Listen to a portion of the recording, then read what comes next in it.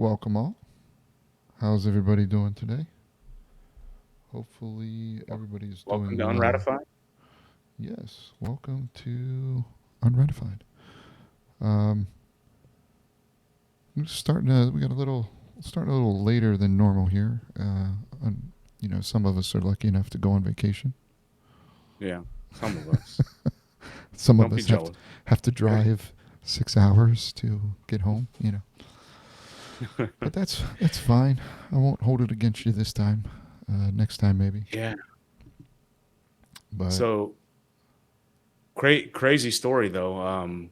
My couple of friends that I went with, they went the wrong way for 3 hours. So they won't be home for they 3 or 4 more hours. leaving, going Yeah, home. They went the wrong way. yeah, How, yeah, dude. So how does that happen? they so in the navigation, she puts in her hometown and just types in the town name, thinking that that's going to get her home, Oh, right? because there's There's a only one town with that name. Right, exactly. Turns out there's another town with the same name It's that is closer. exactly 6 hours away Oh, really? in the opposite direction. It's in a suburb of Seattle to be specific. Nice, Yeah, nice. Yeah, and so that's they amazing. headed that direction for 2 or 3 hours and got to Portland and realized they were going the wrong way. Why does this city look weird? Are we? They didn't notice any of the signs on the way. You know what? I asked them that too because like there was a town that we were Bend that we were messing around in, and they I think they knew that it was in the opposite direction that we came from. Rationally and logically, that makes sense in my head. But when I Just didn't asked her click. about it, yeah, it just didn't click for her that hey, I'm going through this town, so I must be going the wrong way, That's great. Well, hey, we've been here before, so obviously this is the correct way right? because we've been here This got to before. be the right way, right? There's no other options. You can only go one direction. Well, what I'm saying is, like, there's obviously going to be signs that say, Portland this far away, and then you see that you're getting closer to put, the Yeah. mileage signs on the interstates. Right. You You you you would would think. think it's like, oh, hold on now, or the signs that say north instead of south. You know, small things. Yeah. Well, I don't disagree with any of those statements or that something should have been noticed sooner. Um, so what you're I, saying is that in the grand scheme of things, there were things that were happening. There were signs that could have been seen earlier or noticed earlier that would have shown them that they were headed in the wrong direction. yeah, And I believe that's an apt way in, of describing the situation. instead of seeing those signs and making a change, they continued down the same path. Okay, all right, I got you. I think I understand now. I mean, people never do that, right? Like I that never don't. happens in real life. You got me. I don't. Doesn't make any sense to me. Okay, so again, welcome. We have a fun and thrilling and exciting episode today. We're going to talk about the branches of government. No, we're going to Article 1 of the Constitution, continuing with our talk of what the Constitution is and going down through section by section. Last week was the preamble. This week we have Article 1. Head over to our Reddit. Yay! Yay. And it kind of gives you an idea of what Article 1 is. So Article 1 has, I believe, 10 sections in it. You know, I think that's the number I counted. Actually, let's Yes, look here. that's what I'm looking at right now Eight, as well. 9, 10 sections. Every now and again, I get the answer right. I can math. So, Man, that so, math is math. so there's a couple sections in it, and I wanted to break it up because I don't think we can get through the full 10 in one sitting. So, what you have is you have how the Article 1 is about the legislature. It is about the legislative branch of government. which includes Congress, which is split into two groups, the Senate and the House of Representatives. And it covers everything regarding the House and Representatives of how the people are elected, what they do once they're elected, and what they have the ability to do when they're in office. So I figured we'd start with the part where we talk about how they're elected and or the formation of those bodies, and then leave the powers of the things that they can do and can't do for another episode, because I have a feeling that there's no way we're going to be able to cover all of those, because there's like 20 or 30 powers of Congress, Section 8. There's a bunch of stuff, and then powers denied and powers denied states. So I figure we leave those, and I mean, to be honest, they might even be, we might have to take a couple episodes just to go over those, because that's a big part of what the Constitution's about. Who has power to do what.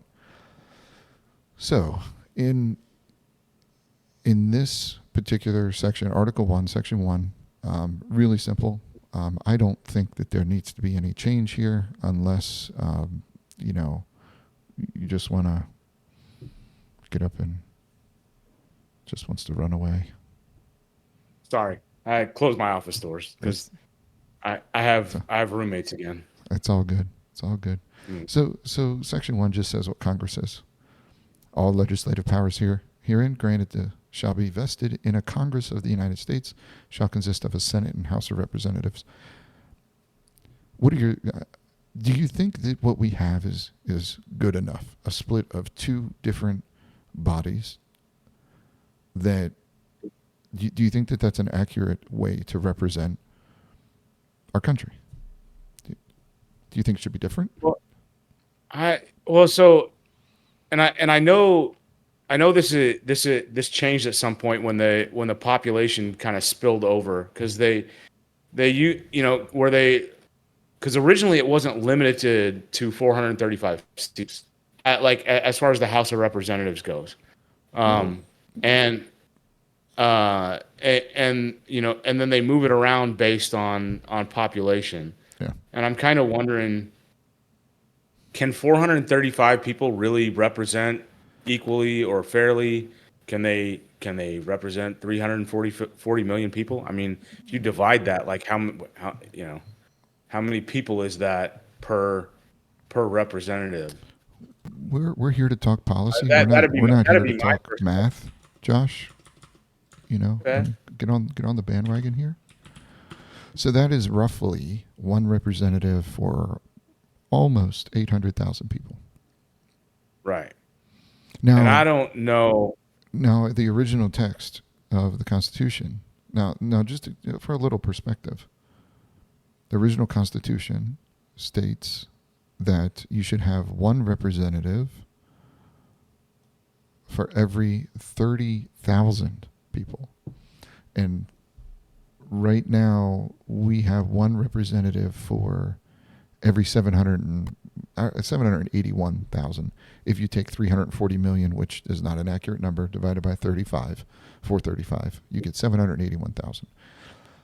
But that is not how it works, because you have a state like California, New York, Texas, very big populated states that do not have that representation. And then you have states like Montana, Wyoming, larger states that don't have as many people, that number is skewed. So you're going to have that, but on average, 780,000 or 800,000 people per representative. So your thought is the House, which is supposed to be the representation of the people, is Right. It's supposed to be the legislature that is closest to the people. To representation of the people. Yes. Yeah. That is correct. So I guess the question would be, how far do you go in that? And Yeah, because if you take it back and you turn it back into 30,000 people, right? You know, what do you Well, end up okay, with? so we're at 340 million, Yeah. right around there. Is that accurate? Yep. What's the projection? Well, actually, I know birth rates are down and all that. I was just going to say the projection for us to get to 435 million, to where you have one representative per million people. Like, Right. and I'm pretty sure that California is in the million already. I don't know how many representatives California has. Do you know? I want to say it's the same number as the electoral college, which I think is what, like 30 or 40, somewhere in there.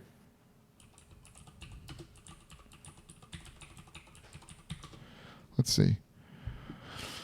Do, do, do, do. Current members, they have 52 districts. California has 52 Yeah. districts. So I would imagine 43 plus 9, 52. And how many millions of people do you have in California? I believe it's 40 million pushing. Oh, let's just put uh, 40 million. So yeah, I mean you're talking Right around that number. 1.43 divided by 52, 700 and 758,000. I mean that's, and then let's do, I think But Montana I is the yeah, and state. so I guess the question that I'm asking myself right now is can one representative accurately and I don't what's the word I'm looking for, meaningfully represent 770,000 people's interests? Um, I mean I'd be interested to see some historical stuff on that, or or talk to somebody that is smarter than I am about what it looked like back then when it was 30,000, and the kind of representation that they got, and the voice that the people got in the house. And but if you do the math on it and then you just reduce it to 30,000, the problem with that is that you now have 11,300 something representatives in the house. Mm-hmm. That's a lot. Correct. Uh, Correct. yeah. And try to Um, get. I mean, and you're talking about when you do something like that. Like where do you, what is the accurate number of people that one person can represent yeah. in a government? Um, is it, do you take the 5 million that are in the city and then the 5 million that are in the country or the rural areas? Do you give them one each? Is that accurate, Yeah. or do you split up the city into, five different 1 million sections and the rural into five different sections and give them five each? So if we look at it here, Montana, just real quick, they have two representatives in um, the House, and they have just over like 1.1 million people. So they are a representation of one per 568,000 people. So they have a closer representation to the people than California, which has 700 and some thousand. So, and I'm sure that there's other states that are going through the same type of thing. But what's really interesting is in the actual Constitution, it has the number of representatives per state. Each shall have one. New Hampshire 3, Massachusetts 8, Rhode Island and Providence Plantations 1, Connecticut 5, New York 6, Jersey 4. But like, it actually has the number of representatives here, with Massachusetts getting 8, which is the most, or Pennsylvania and Massachusetts each having 8. So, Mhm. but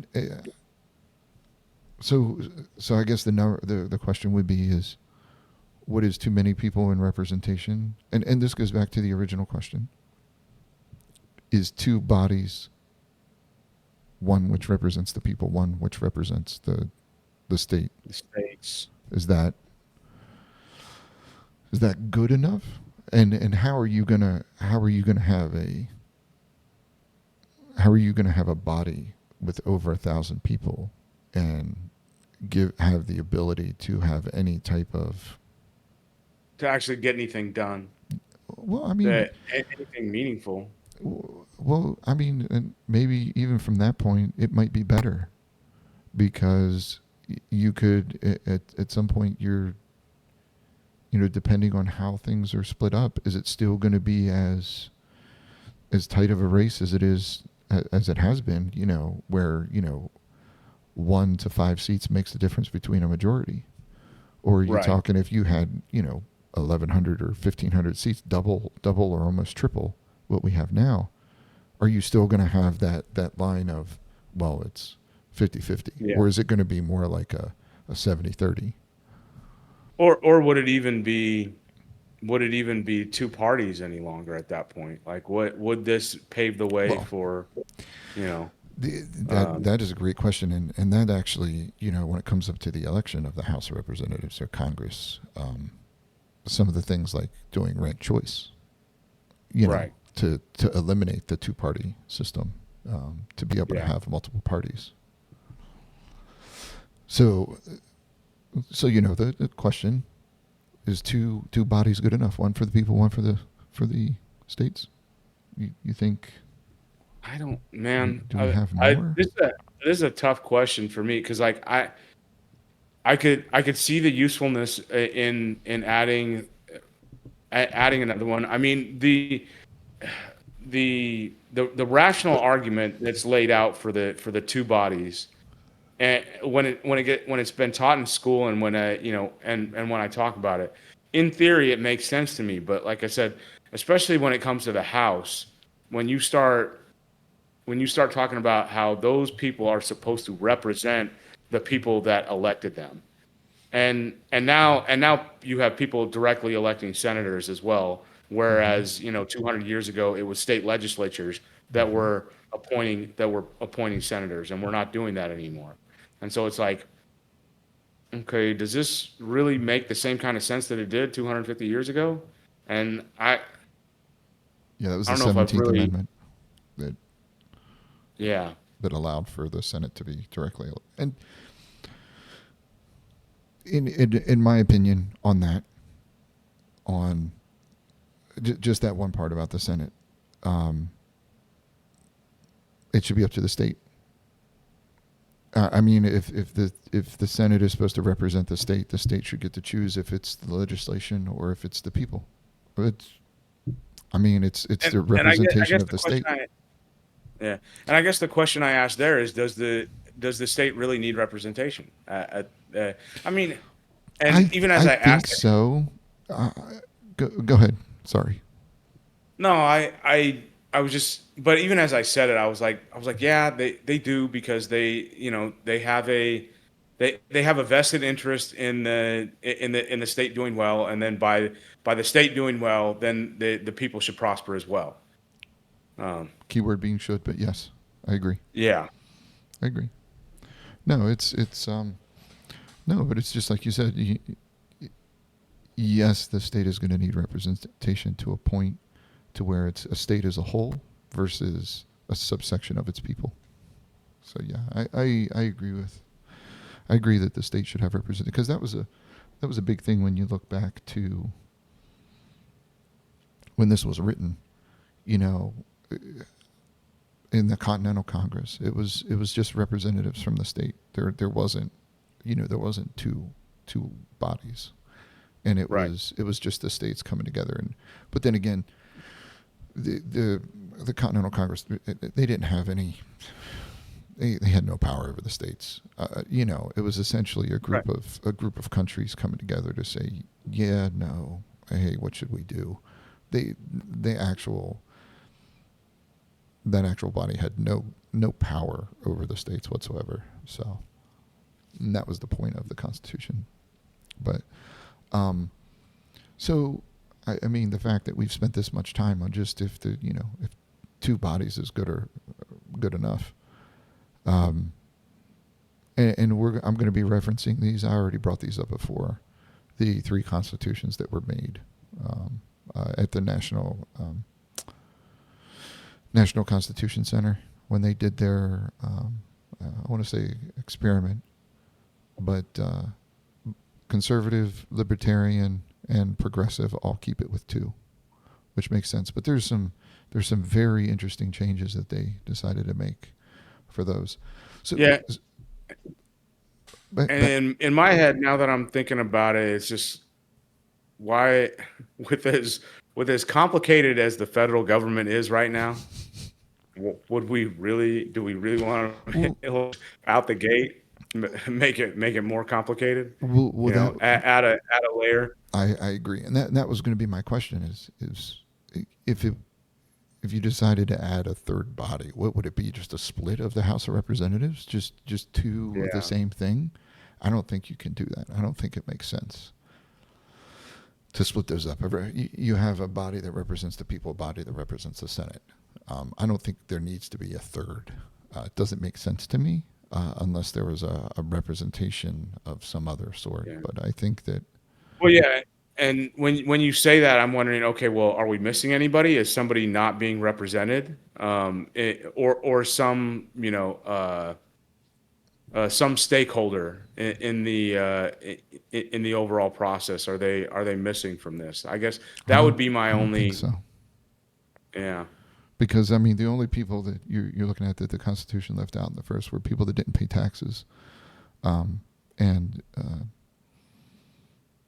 essentially slaves. I mean, women, slaves, Mm. women, and people that didn't pay taxes. Well, Yeah. quote unquote, women didn't pay taxes. So, but yeah, if you don't pay taxes, which includes the Indian population, the indigenous population, they didn't pay taxes, so they weren't part of the representation. That changed. Um, that changed in what was it, the 14th? Yeah, yeah. And now American Indians are taxed, so they're counted as well. So that was the 14th Amendment. But yeah, so the original, which was excluding Indians not taxed, but and three Mm. fifths of all other persons. So because those people are taxed, and you have the 14th Amendment, and you can integrate that into this. You don't have to have an amendment. You can start off back with. We can start off with going back to integrating all of the amendments into the text rather than having the Yeah. amendments. Um, Right. What? okay, go ahead.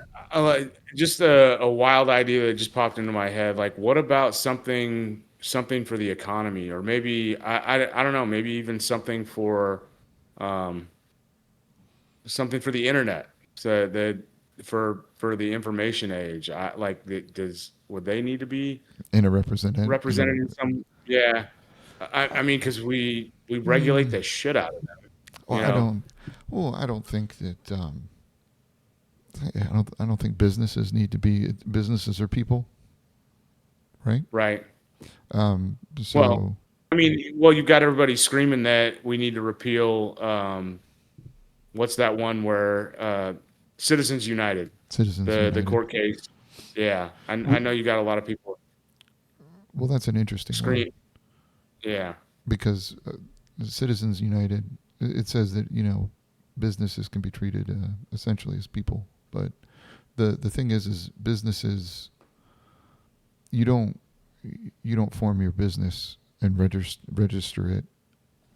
You don't initially register your business with the government. It has to be registered in a state first. mm, You'd have to and this is an interesting thing, and I was reading about this. The government can't regulate businesses because businesses are registered as entities in a state. So the states have their own guidelines on what a business can do. So if you wanted to do something and that's essentially what you know, Citizens United just said the government can't regulate what a company does. Um, yeah, their contribution to political funds or whatnot, because it's a state regulation. It's not a federal government regulation. So what you'd have to do is, you from a state level, you can limit what businesses can do, and that's how you would have to get over the the thing where you have businesses contributing millions and millions of dollars to uh, political parties or political associations or whatever. You would have to regulate that at the state level. So you don't want to take powers away from the state, right? Let the states regulate No, that stuff. And then what you no, would do if a state does regulate something on that, then the business would just move to another state. So right. you're going to kind of have to encompass, all 50 states and get legislation through all 50 states, which, would be a tough thing in of itself. But, Well, it's but it's happened isn't before. aren't those kinds of loopholes the whole reason that that You create the federal or federal government. law, yeah, the Yeah. federal law trumps state law? I mean, It, like, it does to an yeah, extent, but the businesses aren't registering with the federal government from a business entity standpoint. Like, yeah, you have yeah, to get, like, if you register a business, you have to get an EIN for tax purposes. So, but outside of that, you don't. Your business isn't quote unquote on file with the government, with the organization. Articles of organization. That's all done at the state level, and you pay whatever state taxes and stuff like that. So, you would yeah, have to take that out of the state's hands, which would be a big. That would be a big thing. And then, from a conservative point of view, why would I want to give more power to the government? We want smaller government. We don't want a bunch of, you know, yeah. a bunch of bloat in the federal government. So, I would say, keep it within the state. That's fine with me. Yeah, well, I mean, like I said, going back to my original question and I was just floating the idea of does it, is there some entity or something that's out there that needs representation or needs at that level that, At the government level, I don't think so. I okay. mean, unless somebody Yeah, out there knows something, they have different ideas. I don't have one. I yeah. can't think of any. But I Yeah, do. and nothing is coming to mind for me either, but Yeah. I'm, I mean, at some point, you're going to have AI. yeah. I mean, that's how Well, many movies do you have about that? About AIs being representative as a people or whatever. yeah. So would AI And eventually get people in the House of Representatives? yeah, and in my mind, it probably should. Like, Eventually, at some point. I mean, they would probably be a lot better at this than we would. So, um, yes, they would. At some things. at some things. So, Yeah. Section 1, I think we're set on all legislative powers granted. I don't think that there's anything that needs to change there. I think we're good on that. House of Representatives, and we already touched on this quite a bit. Okay. You talk to every person out there, and everybody's going to have a different thought on this, I guess. But composed of members chosen every second year. So, House of Representatives is, reelected every 2 years.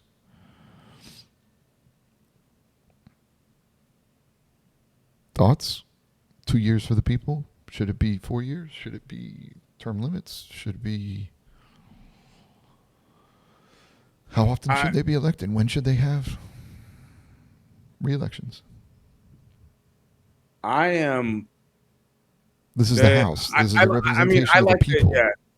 Yeah, I like the 2 years thing because especially when you think about how the House of Representatives is supposed to be the closest thing to the people, and so the people should have the ability to vote them out at when they don't like what they're doing as soon As as soon as possible. possible. So every two, Yeah, every 2 years.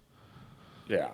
So Um, from that perspective, I think that for me at least that still stands. 2 years. The term limits, I think there absolutely should be term limits. I do not think that public service is something that should be a lifetime gig for anyone. So for a House of Representatives, what do you? Okay, so they have a 2-year term. They're doing great. 2 years. You like everything that they've done. They get elected again. They're now in there for 4 years. They're done.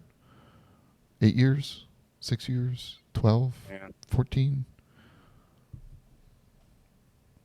I yeah, and see that's a tough one too, because like you said, what if they're doing a great job, or what if most people? I mean, obviously, not The everybody's always people going to that they're agree on. representing, they like them. So, so this is where you get a thing to where it's okay.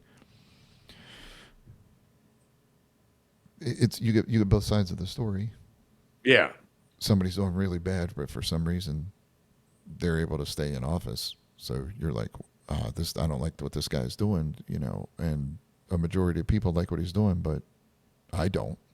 So yeah, now I have no chance. This is where you go with you know the historically blue, the historically red, to where you yeah, have, oh well, I live in the country, so there's never gonna, there always going to be a Republican, or there always going to be a conservative person, no matter if I vote or not. When you go to the yeah, city, well, it's always going to be a progressive person, no matter what I vote. yeah. So So I guess yeah, and I know that a lot of people are fed up with that, and where they don't feel represented um, I mean, in and that and, way. and that's going to be helped by ranked choice voting. Like we put Yeah, ranked choice. I honestly think that is one of the best ways to vote. Um, I don't I don't see any reason not to do ranked choice. I don't. There's no. I, I I've heard some conservative arguments against it, and I yeah. don't. I haven't looked at them in a long time, or to see if or really sat and thought about it to see if it holds water. As Yeah. as far as the arguments again. So so essentially, what ranked choice is you get you have, there's four people on the ballot. You rank them in the order you want them: first, second, third, fourth, right? And then you take and you tally it. If nobody has the top, then what it is the person that had the least amount of number one votes, that person gets eliminated off the ballot, and then it goes to everybody's number two. Everybody that voted for that person in number one, it goes to person number two, and then those choices then go in to whichever one. And then if you still don't have enough votes to satisfy the majority, or whatever it is, then that person gets pulled off, and then whoever the next person is that they voted for, then that option goes in. Does that make sense? Yeah, no, it does. Sorry, I'm So having. I told ChatGPT to steel man against the idea of using ranked choice voting, so I'm what do we I'm have? looking at that. What do we have? The highlights are ballot confusion, transparency problems. Um, it People are it can stupid. still produce counterintuitive or unfair outcomes. The people are stupid. That's essentially what it's saying. The people aren't Yeah. intelligent Oh, enough to yeah. No, understand it. no, no, no. Here's the One third hundred one. You're percent. gonna like it. It advantages the educated and politically engaged. Which I don't see a problem with. Like, why why shouldn't those people be advantaged? Like, if you want to engage in the political system and you want to understand it, like, why? No, literally, that's what it does. People get confused. Well, I didn't understand. You didn't understand Yeah, what? Well, I only picked one person. Cool. You pick one yeah, person, and if you don't have a second or third or fourth, then your vote doesn't get. You count for that person. If that person doesn't get in, then your vote doesn't count. Like you voted who you wanted to. You don't have to pick more people. yeah. Yeah. It says So voters with less education or less time to research may default to ranking only one or two names, correct. effectively reducing their influence. I, And, which is the same thing and as what? Not voting. yeah, I mean I So and to be honest with you, I would be much more engaged in this system than I yeah. would in the current one. I Who mean, do especially being from California, where it's like, dude, I know which way the wind's blowing. Every 4 years. who do Uh, I like the most? Who do I like that? But the thing is, it would take away the, oh my God, I have to choose the lesser of two evils. No, I yeah, got I got four evils to choose from now. right. I choose I the got lesser of four instead four. of two. Yeah, Yeah. we are getting somewhere. But but We I are getting mean, this figured out. no, but it's true. Like I have the option to choose the lesser of four people, and my vote is still going to count. Like when you have multiple parties, when you have four or five or six parties, people are going to kind of gather under two because Right. you have no way to vote for, and it's going to be the two polarizing ones because it's going to be that way. You're not going to get it to where it's going to be, oh well, if I vote for this party that nobody votes for, then my vote is not counted, and that's what everybody I might as well not vote. But Yeah. if you have the ranked choice, then you could say, well, I like this one the most. But if they don't have it, then I guess this guy will be okay. If they don't get it, well, then I guess this. So you're going to have, and don't get me wrong, for quote unquote conservative people, I have a feeling that they're going to, they vote in one person. They choose one person or they choose whatever two people, and they're still going to be able to, their votes are still going to count. But, maybe you have some people that are kind of in the center that are like, well, I don't like either of these two options, but I like this one more. But if this one doesn't get in, I don't want to be caught with my pants down by voting for this one and taking away votes from the person that I really want to, that I wait a second, giving votes to the person that I really don't want to be in there. And that's the problem with it. Like, if I vote for this, if I vote for the Libertarian Party, well, that's taking votes away from the conservative person. If I Hmm. vote for the Green Party, I'm taking away votes from the other major party, which is the Republicans, or I mean the Democrats. So instead of having only being able to choose two, your vote is still going to count because if the person you voted for doesn't win and they're on the bottom, your next person counts and your votes go towards that next person. So it works out, personally, I think. But I'm just an uneducated person from the United States of America. I don't know what I'm talking about. And whenever we talk about stuff like this, I always think, man, I wonder if there's just something that someone hasn't sat down and tried to figure out. There's some new system out there that might be better, that we haven't heard of or that somebody just hasn't imagined yet. Uh, I know. I agree. because somebody had to sit down and figure out ranked choice voting, right? I mean, Yep. um, Yeah. No, I get it. But I think from that perspective, I think that ranked choice right now is the best that we have available to yeah, us. I know that yeah. we already do that in a couple states. I think a couple states have ranked choice. I think Alaska started doing it, if I remember correctly.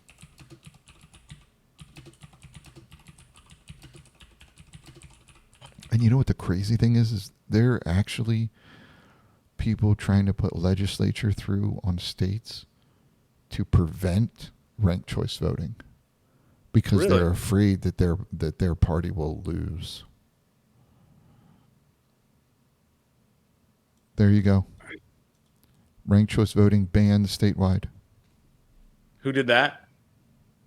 Which state? Oh, there's 1, 2, 3, 4, 5, 6, 7, 8, 9, 10, 11, 12, 13, 14, 15, 16, 17 states.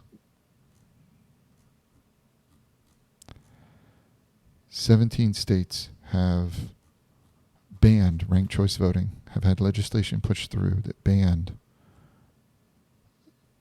literally banned the ability for the people to voice their opinion.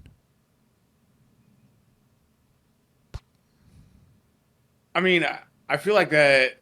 I feel like that shouldn't shock me, but That's, or maybe that I should be shocked by it. But yeah. I'm So, in the current climate where everybody just wants to win, and I mean, it's not even about the outcome or the mm-hmm. Oh, who yeah. No, right now, what's best for the people. It exactly. it doesn't surprise me. So, Alaska, Hawaii, and Maine are the three states that have some statewide elections. There's three other states, Virginia, New Mexico and Utah that have local or local option for municipalities, and then there's a bunch of states that have local elections. I mean, I don't know if you can see the what's on the stream or not, but Yeah, no, I'm looking at the stream. so there's ranked choice voting is there's different types of ranked choice voting. You have instant runoff or you have single transferable vote. Um, so there's yeah.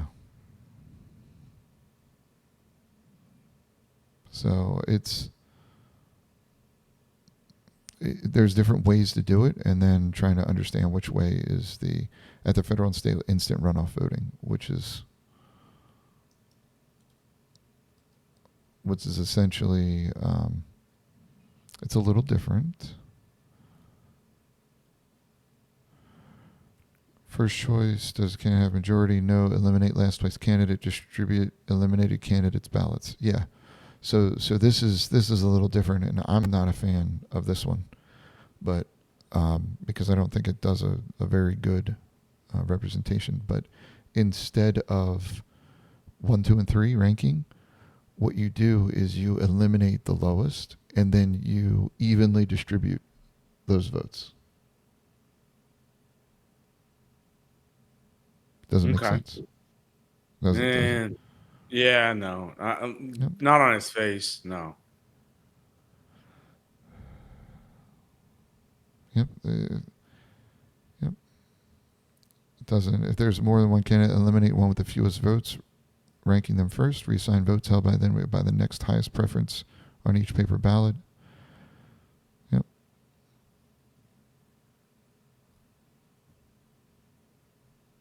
But yeah, I don't.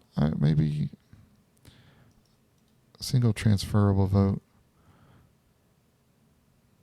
Yep. You rank them in the order that you want to do it. And you're going to have if you do paper ballots, you're going to have your problem with all of these because, Oh okay, is yeah. that a 1? Is it a 2? Yeah. Was that a Yeah. 3? The Was it a whole 4? Like, what number was whole that? hanging Chad thing. Oh, yeah. Yeah. Well, you know, well, I didn't, well, somebody circled the 1. Well, they're not supposed to circle it. So, can it be read? So you're going to have you're going to have somebody say, oh, well, that's not right, you know? So, Yeah.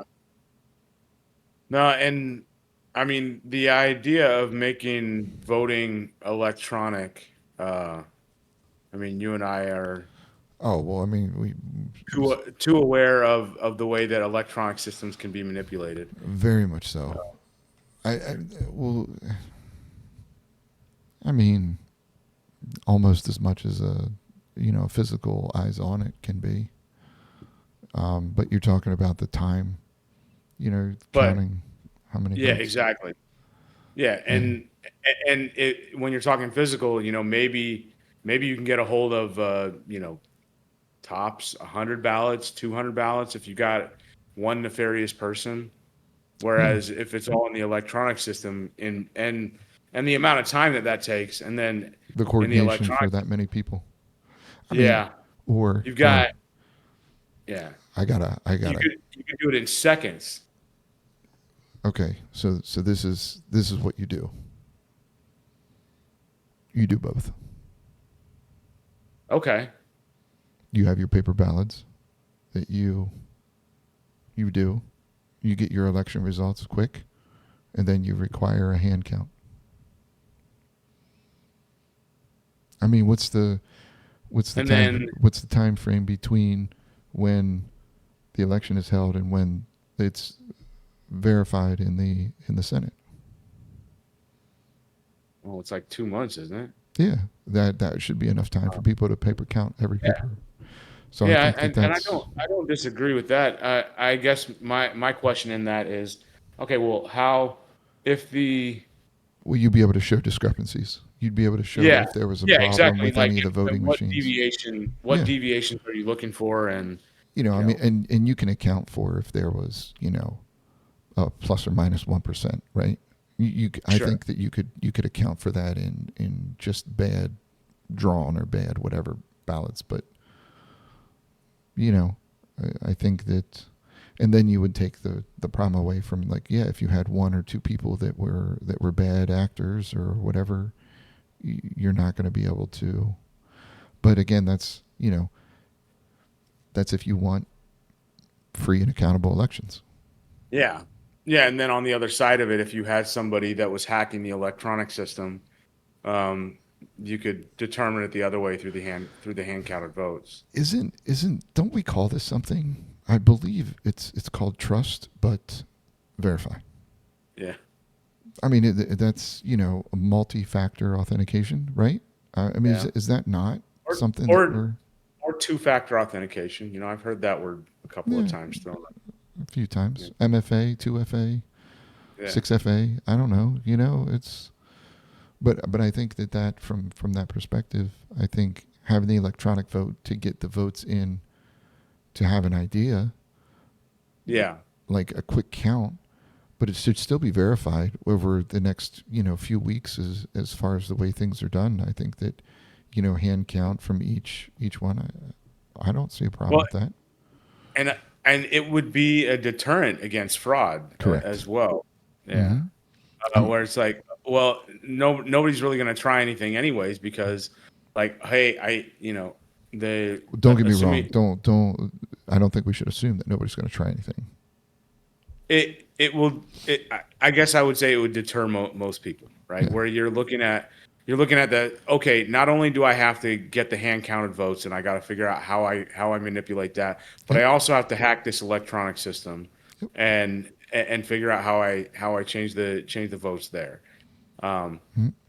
and Or that you is could going to just, take a group of incredibly skilled people. And I'm not saying they couldn't, but it does create a bit to where most people are going to look at that and be like, yeah, not worth it. Maybe I should just spending my money on trying to campaign convince finance. people. Yeah, trying to Yeah, convince people that I'm the best decision. Yeah. right. Yeah. Yeah, maybe I should spend my time there. Yeah.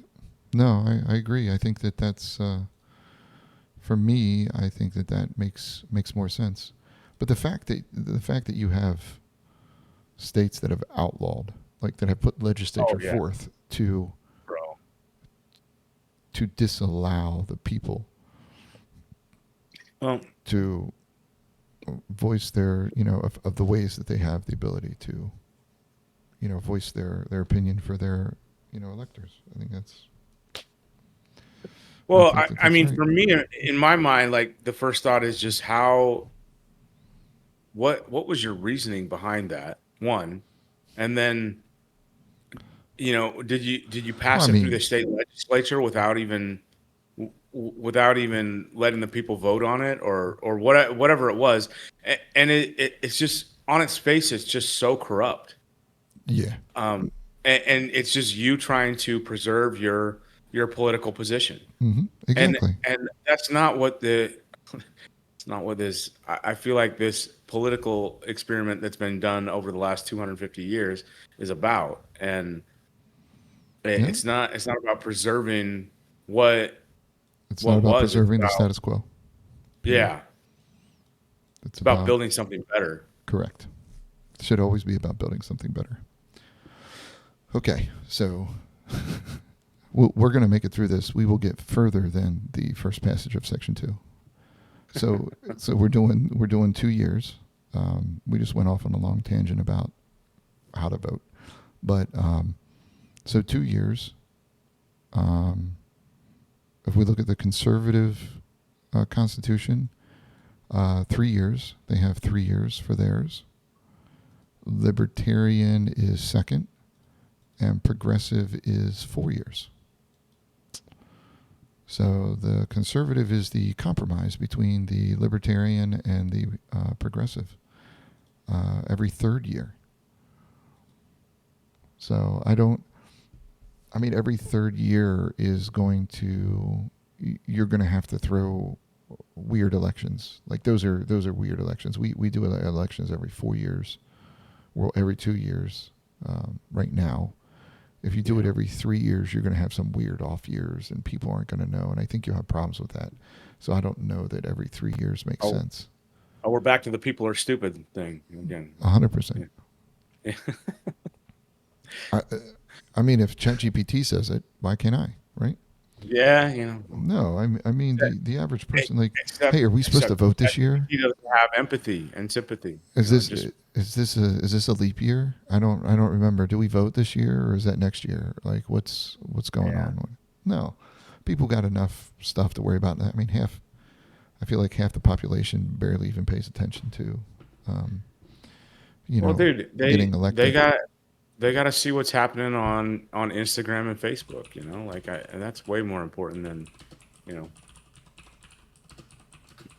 something that could a piece of legislation that could affect their lives in some way. So let's see. Let's see. United States VEP, which is the voter eligible population. There you go. When I say I don't think that half the people since 1910, 19, no, not 1912, 14, somewhere in there, the midterm elections have only broken 50% 1 year since one election since then. So yeah, half the population doesn't even give a crap about non-presidential election years. So what happened I wonder between like 1890 and 1915 that really kind of created this downward trend of where people weren't as civically what looks like to me as civically minded as they once were. I'd be interested to hear from somebody about like that studies that kind of history that would know something like that.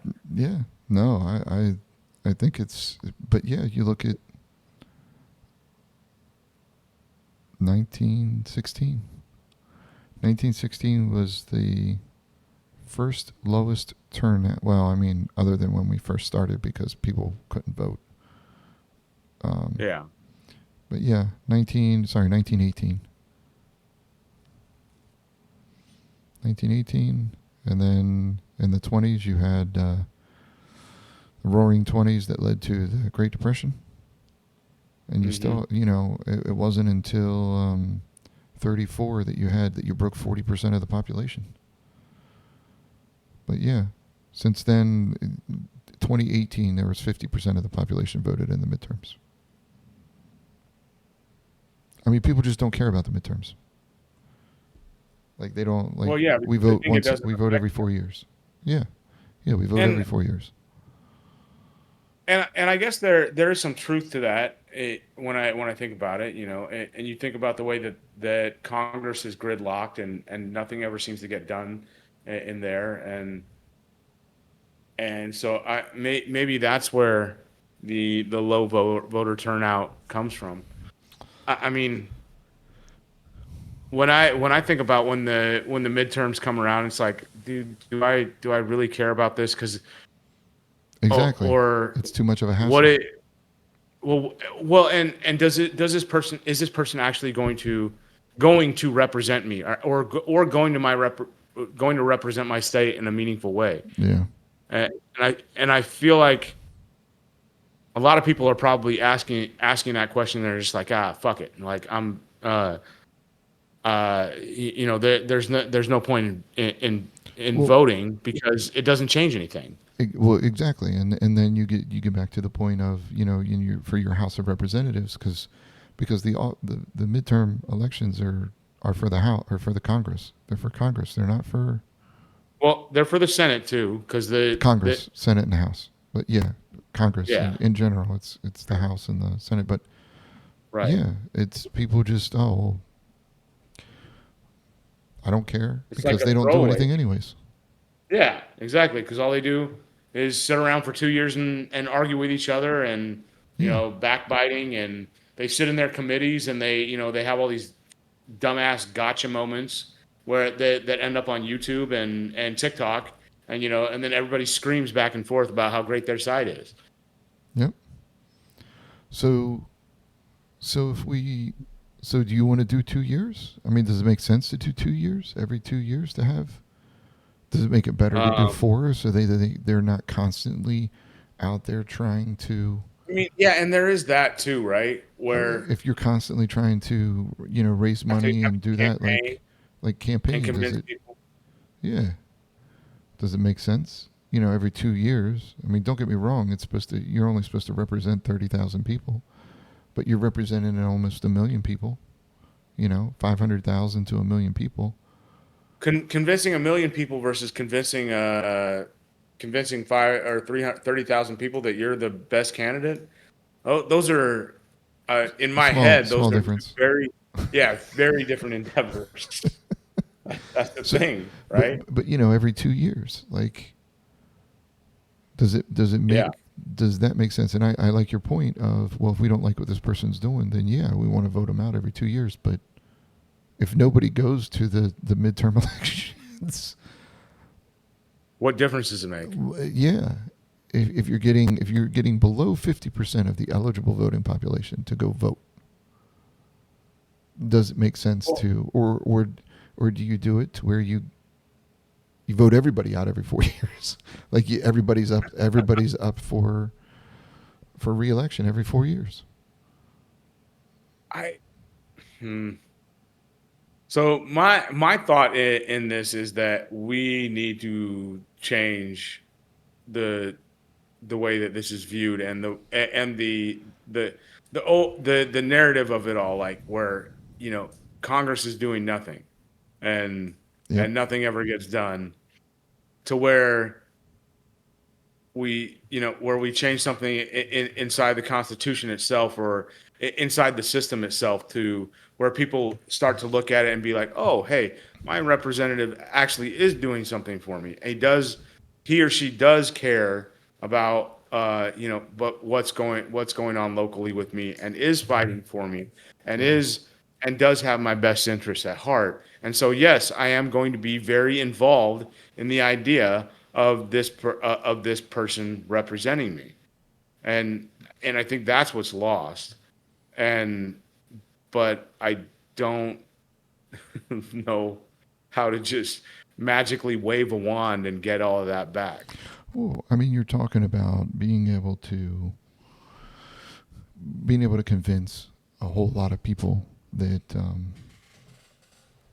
this is effective. So, Yeah, you know, hey, you're representative for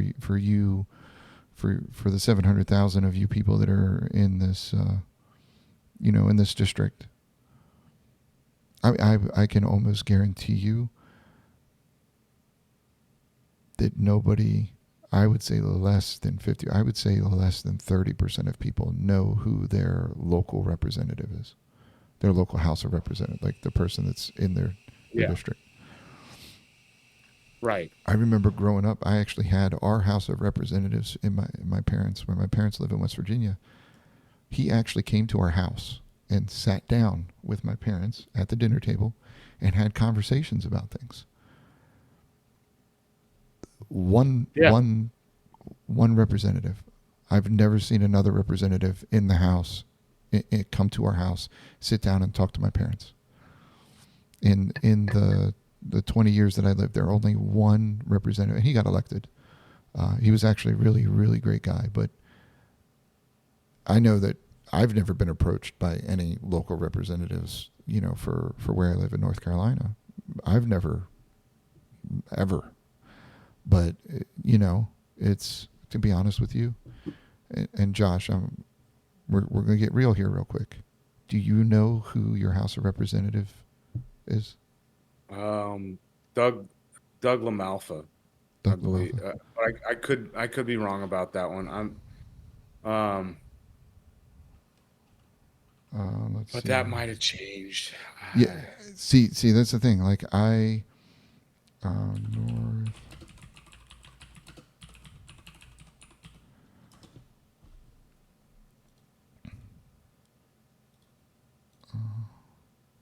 congressional districts. Here you go. Here's North Carolina's congressional districts, because this makes sense. That is okay. How can we?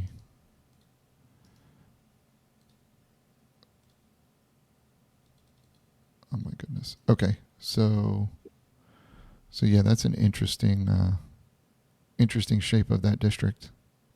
I mean, all of them have really interesting shapes, but So I would be in District 4. Um, let's see. Valerie Yeah. Fushi. Oh, you know what's funny? So I did get it right, by the way. It Did is you? it is Douglas Alpha. Yeah. I've actually met Valerie Fushi, and I didn't even know. Hmm. Met her out at a restaurant one time. She was there with a bunch of people. I did not know that she was the U.S. representative. Yeah. But yeah, so yeah, She attractive? No. you're not She single? watching. You're not looking at the stream, are you?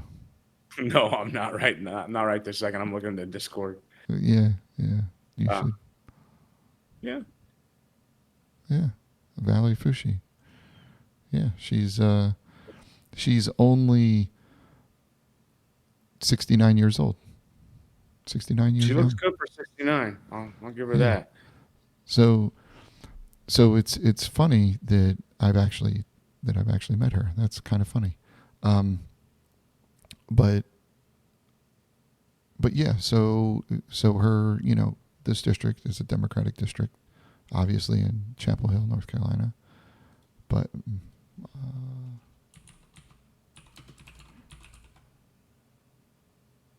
Yeah. So there you go. So I guess back to the question at hand. Is it 2 years? Is it 3 years? Is it 4 years? that's a great question. Yeah. Um, I, Wow. and I feel like this is the way I'm going to be answering a bunch of these questions. And it's like until we fix like the underlying problems and we get people and we figure out how to get people back and civically involved and engaged and excited about it, I don't like I look at this stuff and I'm like, does it really matter? Like if we can't, Oh yeah. you know, it, if we can't get trust back into government and figure out how to build a better system or continue this system that we're on, I it So this is kind two of years versus 4 years doesn't matter. Like even when we were talking about the term limits, right? yeah. Where you I look at both sides of that, and I was like, yeah, if somebody's doing a great job, then yeah, they should be able to stay. And if those people in that district are that enthused about continuing that person's run in public service, and they want to continue doing that, they should be able to do that. But then on the other side of it, it's like you get you get these people that are doing that aren't doing a good job or that are just so And you're stuck with them for four entrenched, years. yeah, entrenched in the system, or Yep. where they just get reelected on their name over and over and over again because people don't care, Yeah. like and they Yeah. uh, I'm a they end up in Democrat. these I positions of vote power. blue. Yeah. I Yeah, Democrat. I vote blue. I'm in the city. I'm conservative. I vote red. So that's the person that's but going to get elected. yeah, but again, if people were actually civically minded and civically engaged, that person would never get reelected anyways because they would just look at that and just be like, dude, get the Yeah. f on. Yeah. No. No. I get it. But then again, that's what we're trying to understand here. How do you make it to where the system can't be abused by the people you're electing or Yeah, by parties that don't have your best interest in mind? I mean, the people that are in government, not to better it for the people, but for themselves, which is something that I think is a sentiment countrywide. I don't think that this is isolated. Government should be there to make our lives better as constituents, not to make the people that are serving in government make their lives better. I mean, that's not how this works. It's if you look at it, it's supposed to be civil servitude, right? That's yeah. well, They every Yeah, the people that are Servitude is, elected should be in service of the yeah, people that they represent, which or is the not, state that they represent, which which is ends up being the people too. yeah, You know, but it's not in service for themselves. It's not in service no, to. If you're in servitude to somebody else, you're doing things for them to make their lives better, not to make your life better. right. That's what servitude is. I mean, we can look at the actual definition of And it, but well, and I mean, yeah, we go down that road or go down that rabbit hole because I always tell people, that when I'm in the service of others, I am in service of myself because of the way that it makes me feel, correct. and the joy that it brings to my life, and Yeah. um and all of that. But that's not even close to what we're talking about that some of these politicians are doing. Oh, You know, definitely. No. So 2 years, 3 years, 4 years. I mean, if we could take it, you have two legislative bodies.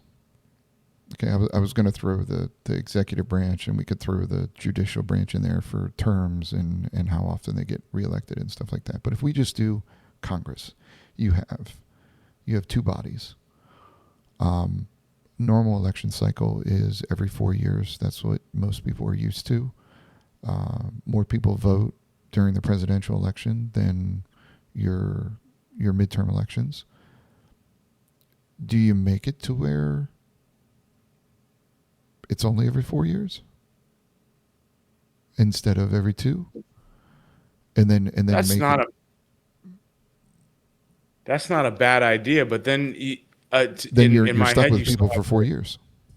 yeah. Well, not only that, but usually what ends up happening in those presidential terms, my understanding is that whoever whoever wins the presidency usually ends up carrying like a bunch of the congressmen and the senators, and they end up voting down that party line, Oh like yeah. and so it Well, I mean, and it's dependent you on. you get the same result anyway, Well, like where and people just don't care. we're talking about historic here. You don't have ranked choice voting. We don't have term limits. We don't see. It's not just one thing that is going to, like, it's Yeah, multiple things that you put in place.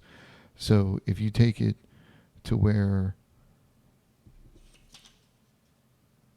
you give them a certain amount of time. Okay, so elections are every 4 years, and let's say, right now we have, what is it, 100 people in the Senate, two per state. Half of them are elected on one 4 year cycle, the other half on the other four. You get an 8 year term, and then that's it. You can't be reelected after yeah. 8 years. You get one So term at 8 years, and you alternate the 4 year. yeah, what about like a 4-year term with an option for the people to repeal, like where they could hold special elections, like if it got to that point and you got enough people angry and upset about your representation. So that was the Senate. I wasn't talking about the House. Okay, representing the Oh, people. If we do, okay, so representing the people. So you wanna essentially have the ability of impeachment. That's it. Hey, we want to hold another election because but this but guy's by the doing people, not a not crap by the job. congressional Yeah, no, no, body. no, no, no, because it is Yeah. the people's representation. So you would have to have. So you're saying have a way for those people to be. Well, it's like in California, where Newsom back in 2021 they did a special election because they got enough votes that, or not enough votes, Well, they got that's enough petition signatures and stuff like that well, that's to where from a state perspective, yeah. So yeah. that's going to be a state legislature because they're a representation of the people of the state. Yeah, I'm So just saying, have something that for the house to so, where but the thing is again, that would be based on state laws. fair enough. State legislature would have to have something to where they could vote the people out, or how many I guess signatures you you could need. write some federal law that said, hey, the state has to enforce some sort of uh, impeachment or repeal or special election. I don't know. So what you have in the original is vacancies happen in the representation from any state. The executive authority thereof, the executive authority of the state, shall issue writs of election to fill such vacancies. So essentially, if someone died or if someone's no longer able to Yeah, do but it, the don't the state House will. legislatures usually fill those slots? No. The states reelect people. You Oh, have okay. you have different types of elections. So I think I think from that perspective, if you have it in here when vacancies happen, you have the ability to repeal your representative. I don't think that should be the government's job to regulate when a state can replace their representatives. I think that should be a state, because you have to think about it from the perspective of what the government is, a body that we are supposed to elect people to by state Mhm. in order to represent that state and or its people. But the House And is based it's on a still by district state. of people. It's still by state. I get what you're saying. That's I how mean, it is now. we could I'm just saying. create a grid on the U.S. and just be like, well, this is the different districts of the U.S. rather than by state. Oh no, no. I mean, like obviously the congressional line should be drawn by the state, but I'm just saying, like, get those if you get enough of those people in that congressional district that was drawn by the state that to say, hey, we Yeah, don't like the representation that we're receiving, that I think each. whatever that, So you're saying it should be regulated by the government, stating that yeah, each state is yeah, required to have the ability. something like that. Yes, something along those lines. Okay, okay. So, Uh, and are we staying with the 2 year? Are we doing 4 year, 8 year I term think if limits? you do a 4 year, if you do an 8 year, something like that, you need to have So, the ability to get that person out okay, if they're doing damage. okay. So House of Representatives is every 2 years right now. Um, Or we just start killing people. but Like we could, well, I mean, you could do it every 4 years rather than two. Get rid of the midterm elections. Do it every four for the House of Representatives for the people with a maximum of 8 years of service. So they're the House of Representatives. Everybody's back up every 4 years. So you don't have the constant, but I mean, making it to where they constantly have to appeal to the people to get reelected is kind of the thing. You want them to yeah, represent the people. So you don't want yeah, somebody, if they're not talking to the people, if they're not giving them what they want, you kind of want to have the ability to get them the hell out, right? yeah. So, And you don't want to be back in a situation where where people feel helpless and they feel like they can't affect any kind of change. so, so do you want to leave it to where these people constantly have to pander to their constituents from a Like representative versus being in the House doing it? Because, two I think years. Go ahead. I was gonna say I think it really comes down to it because there's things I'm thinking in my head. If you keep the number in the House the same, and they're representing 800,000 people, man. That's to have them go back to them every 2 years. That sucks, man. Yep. Like and having to figure all that out and talk to that many people. Now, if we somehow figure out, okay, hey, we're dropping it back down to 30 grand, like absolutely do 2 years. do every 2 years. Gotta go talk to You the talk people. to your 30K and and you get them behind you. Um, and and that's just what you have to do. And honestly, you should be talking to them throughout that 2 years and getting them on board with you anyways. So, That I so mean that should be part of no, your. you're absolutely right.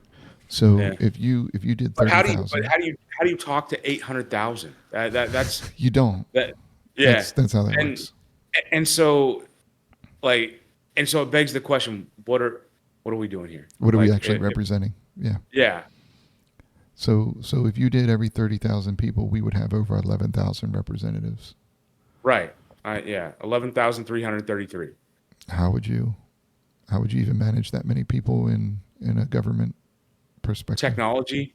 I that's how I would try it. I mean, and maybe it's an experiment. Uh maybe it's like what we talked about earlier where you set up a third body and just like put some rules around it and then and see how these 11,000 people govern. I don't know though. I The idea of getting 11,000 people on board with anything is, Well, I I mean, mean, that's a yeah. tall order. I mean, I remember back in the days of doing online games, trying to get 40 people together for a raid. Right. It's insane. And then you got them there, and then you're sitting there You do, getting ready to go, yeah. and then you've got it like three or four stragglers, and I'm gonna go get a drink. I need to get to the bathroom. yeah, like, I need hey, to. my mom's calling me, Yeah, dinner like, time. Sorry, guys. It's we waited 45 minutes for everybody yeah, to show for up, and everybody to show up, yeah, I gotta right? go eat dinner. Yeah. Oh, my dog just vomited on the floor. Let me Yeah. go clean that up. You know, Oh, my it's girl just came over, yeah. you know. I mean, do that with 11,000 people. I mean, we can't get 430 some people in the house at the same time. So Yeah. you know, I but I guess for me, I just go back to this idea that if we are a representative republic, how do yep. we how do we represent people? How do we give people a voice? That is Then, that uh, is a great thing. I mean, and from what we have here, I think that this is probably the closest we're going to get. Um, do the 30,000 number. I don't think that that's reasonable. Maybe we so what bump it about up. 90,000? Oh no no What about no. 90,000? You're talking what about 2,500? 3,000 maybe? 3,300? See, I Somewhere was in there? I was gonna go. We'll just do multiples of 10 because that's easier. Three hundred Yeah, fair. thousand. You get 1,100 people. 300,000. 300,000? Three hundred And thousand. is that manageable? Is that uh, Like I said, do we manage 435 right now? I mean, well, yeah. Well, and that's the other part of the problem too. It's like the 435 can't manage it right now either because they're all like I said, it's all a bunch of gotcha moments and who burned who, or uh, who was talking about whose hair that that day, rather than actually getting okay. something meaningful from a legislative perspective passed. Okay. So So it only requires 218 members to be present to get anything done. 218 members.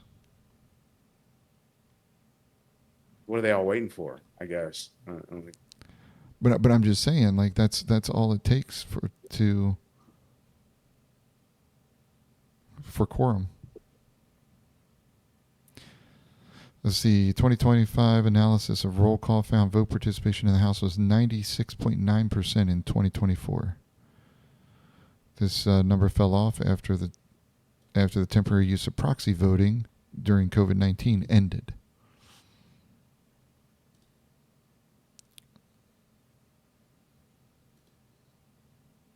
Oh gosh, I don't want to. But yeah, a lot of people skip votes. I'm not going to sit here and try to read this article, but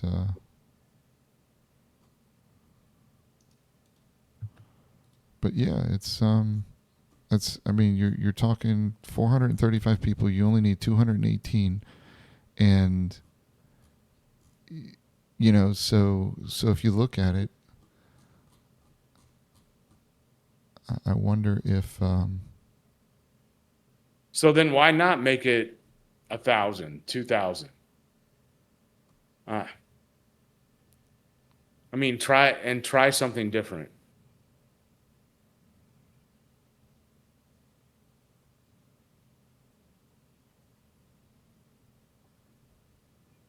Um, I mean, and then what's the simple majority? That's 218. So you just need more than half. Simple majority, right? Yeah. So if you did 1,100 people, you would just need 500, 570, somewhere in there. So it would be, yeah. And then you would give more, you would have more representation for the states that only have one representative. Yeah. I mean, you're talking, let's see, Alaska, Delaware, North Dakota, South Dakota, and Vermont, and Wyoming only have one representative. California has 52. Right. So, But I mean, I think that, if you do that, I think that that would be,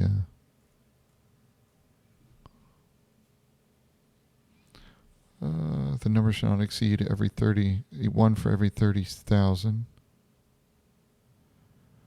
but have at least one. Size of the house until it fixed the house number at 435 in 1911.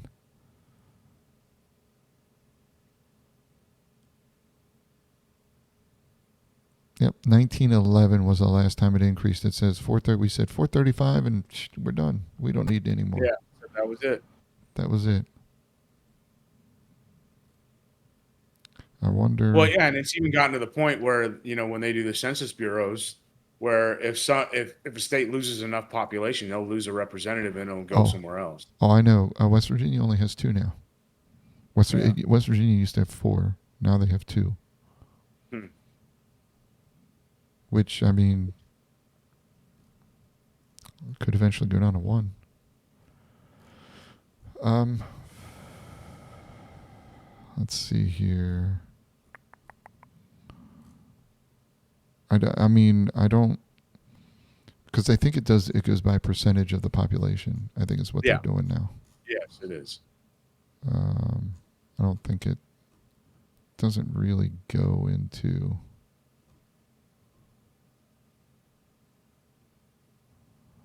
Doesn't really say, but yeah, I think it's based off population now for the apportionments. Da-da-da.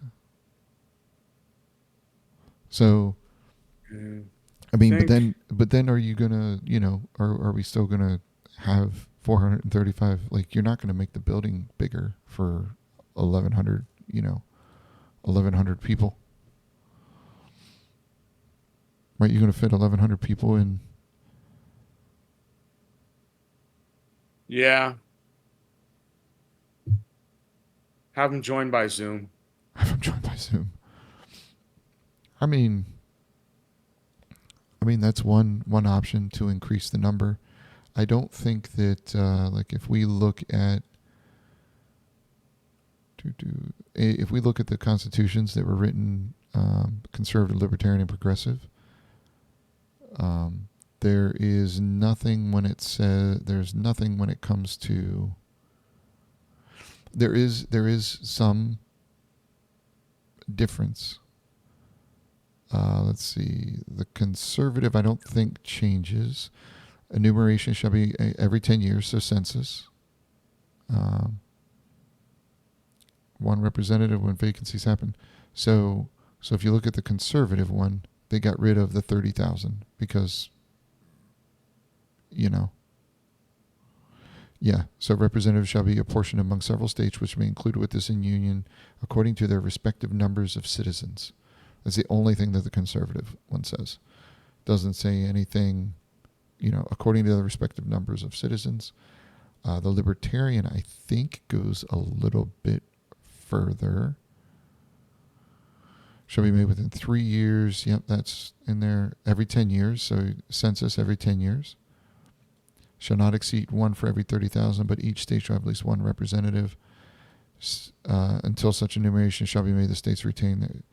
There's no change in the in the Libertarian as far as the representation numbers. I think that there is a change. But are they basically saying that they're going to repeal the 17th Amendment? Who? And because they're saying, one for every 30,000, but No, we no, don't. that is what is already in there. Yeah, It doesn't say one every 30,000. It says shall not exceed one for every 30,000. gotcha. Yeah, so that's the minimum number of people that you can represent is 30,000. Yeah, fair enough. The actual news she made within 10 years shall not exceed one for every 30,000, but each state and each territory shall have at least one representative. Yeah, again, so with what they did on these three, there's nothing here about the number of representatives. It essentially stays the same. Now, when we're talking, I know the Libertarian one put the 17th, is it the 17th? The 14th Amendment. They put the text for the 14th Amendment in there, in the Libertarian one. And also, essentially, they put in here the right to vote. They put information in there about the right to vote. Um, you know,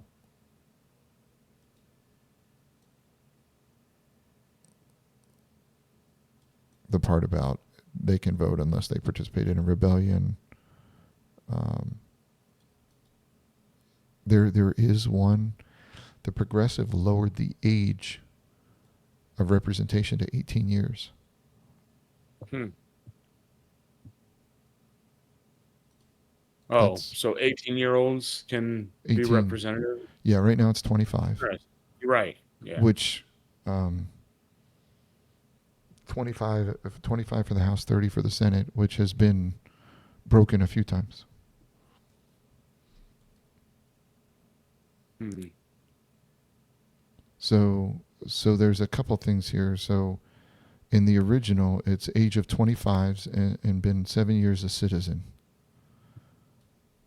Right. So, and you have to be a citizen of the state that you represent. The conservative says, um,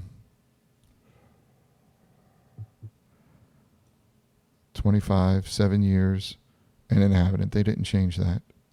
Libertarian, 25, 7 years. They didn't change it. The progressives changed it, though. 18 years, citizen of the United States, and who shall not, when elected, be inhabitant of it. So they took away the 7-year citizenship. They just have to be a citizen. So do you think that we should have 7 years of citizenship in order to be elected to represent the people? Yeah. As I think about that, Is there a time frame? well, I, I guess when you think about the idea of somebody that comes here and then to the time it takes to integrate into a new society and understand the value systems, understand different things. Not that they can't bring their own culture and they can't do that, but I think there are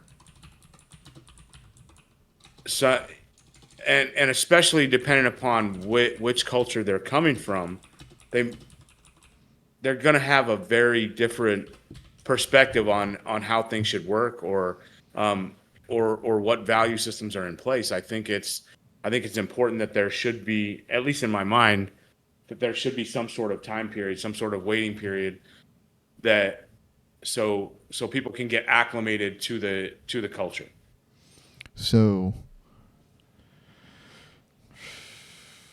the average before time, before they can start representing the people that they live with. um,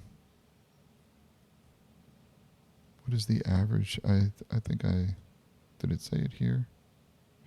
The I don't know if median that's years 7 years. spent as an LPR for all citizens naturalized was 7.5 years.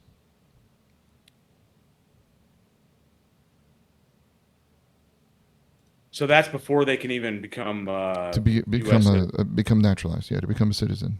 7.5 years is the average time for someone to get citizenship. Is is there a time limit on that? Like as far as No, I don't think that there is. so technically somebody could come here and become naturalized in a year or Yes. Okay. So the average time in general, an alien must spend at least 5 years as a lawful permanent resident to be eligible for naturalization, while a spouse of a U.S. citizen must spend at least 3 years as a lawful permanent resident. The median years was 7.5 years. Lawful permanent resident. Yep. So if you're married, you can essentially after 3 years, but other than that, it's 5 years. okay. Yep. I So mean, that's the average time. Now that's just to become a citizen. So, so the way that it's written now is you have to become a citizen, and then you have to wait another 7 years. But you know, when yeah, you're looking at this seems like a stuff, lot. what is the concern about people getting citizenship and then getting elected to government? You know, outside influence, right? If a Bad foreign. foreign Well, I mean, you've got foreign bad foreign actors. actors It, depending upon where they came from. Yeah. exactly. So, but the question is if it takes 7 years, give or take, and then another seven, so 14 years. I mean, do you leave it? I mean, and if you wanted to do something like that to where they've been here for a certain period of time, is 7 years the right number? Should it be 10? Should it be 15, 20? I don't know, man. For me personally, I don't know if I want to split hairs on this one or change it at all. Um, Is 7 years a good enough time for you? I mean, honestly, like I think the 7 years to become naturalized, I think that's enough time. Like, yeah. and if you haven't figured it out in 7 years, you're not going to figure it out in another seven. Yeah. Well, I mean, but is that enough time for someone to be able to represent people? I mean, the biggest worry Yeah. is foreign bad actors. Period. But Agreed. when you're looking at it from that perspective, what is enough time? Like, okay, so you say, okay, well, we're going to make it 20 years because, in 20 years, those bad actors, you know, they're not going It's to play enough the of a long game. deterrent where they're not going to waste their time. They're not going to waste their time for 20 years. But how long has the same guy been in power in China or Russia? Uh, Has it been 20 Xi Jinping. years Yeah, at least. at least? So they could have sent people over here 20 plus years ago, right? So Yeah. this is what I'm trying to say. Like how do you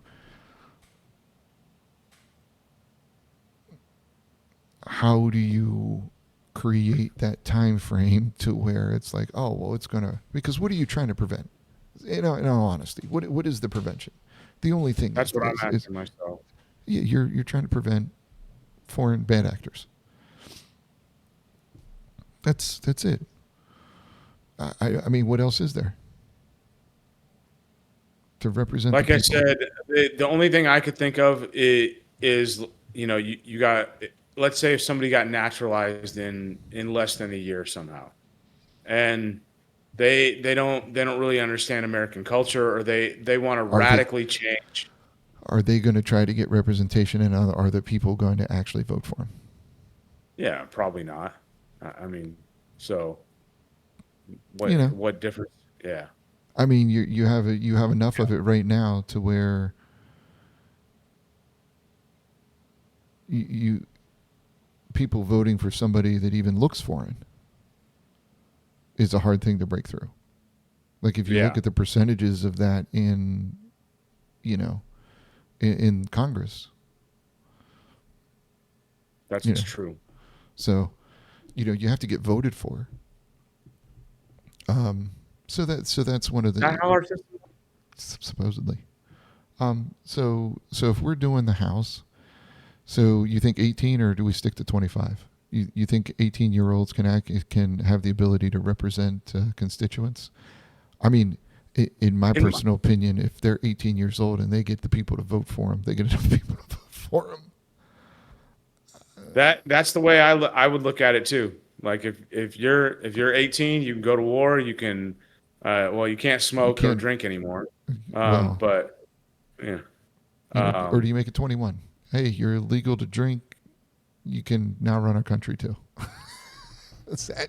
dude, You can fight if for you it for 3 yeah, years beforehand, if you but you can can't. fight and die for it, yeah, You think that's you can at least take a run at it. you think? Is my thought. Yeah, Okay, okay. So, and do you think? but Okay, just to cover but the next. also selective service is still only done by the only males are put on the registry. So I don't Correct. know Well, yeah, but how. women can go to the Well, they can military or join, AT. Yeah, but they they're don't not get drafted. required. They're not Yeah, required if there's a draft. Yeah, yeah, but they can. So they can go fight and die for the country. true. But they can't be forced into it. I mean, if it's bad enough, I guarantee you somebody's going to pull that trigger. Probably. I mean, if it gets to the point to where we have to draft women, we got more problems. And Well, yeah. Well, and like I said, they're going to go through that entire draft list and draft every single male correct. Like you're going to be getting before 60 year olds. before they draft a single woman. Yeah, Yeah, you're going to be getting 60-year-olds before you get, yeah. you know. Well, yeah. And then and even before that, they're going to be like they're going to go to people like me and be like, "Hey, man, you know how we said you were done with inactive Oh yeah. reserve? Oh yeah. No, no, no, Eh, no. Yeah, yeah. yeah, we were kidding. Come on back." Okay. So representing the people 18 years old makes sense to me. Um, do you think that the citizenship? I mean, that's going to be a big thing for some people. Well, yeah, they should have to be a citizen. Did you put years on it? I mean, I I leave it at don't, man, 7. because it's like, dude, like you said, if it takes 5 to 7 years for someone to become a naturalized citizen, like if you have not figured out how to integrate yourself into this country, into this culture, like it's not going to be another 7, and then oh hey, I figured it out, like. We'll see, but again, I And don't think it's I know you keep talking about the bad actors. The thing with the bad actors, the way that I think about this is like, if somebody really wants to do that, and I'm sure they do, and I'm sure we're doing the same thing, on the other end, hmm that uh, I don't think everyone else should be punished because of that, and to fight against that deterrent, because I mean, there there's intelligence agencies that are gonna plant people for 30 years, for 40 years. Like if they're really intent on doing something like that. Like, so there is no number that's gonna deter that behavior in my mind. So what are we actually trying to prevent? That and is it actually preventing anything other than the average person from uh, from being from having the possibility of being an elected official, of being a public servant? okay. So there are 26. Wait a second. What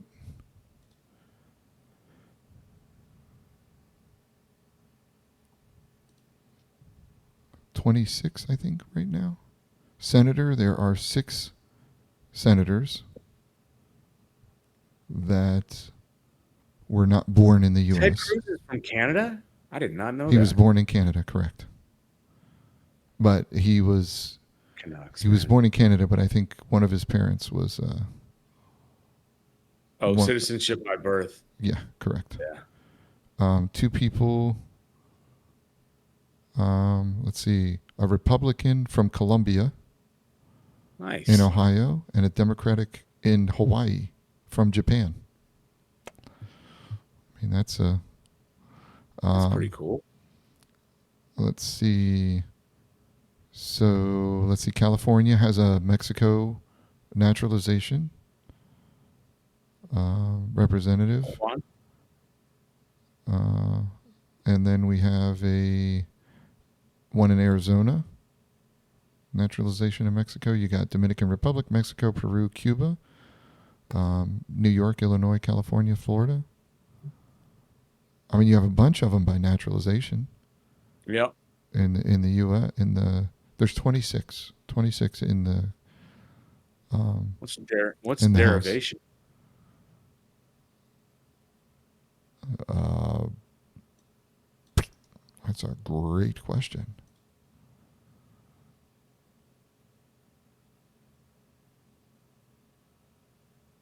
Obtaining or developing of something from a source of origin. Yeah, that's helpful. There you go. Yeah. So when you're looking at this stuff, like, I mean, we have a pretty diverse, people born in different countries. Yeah.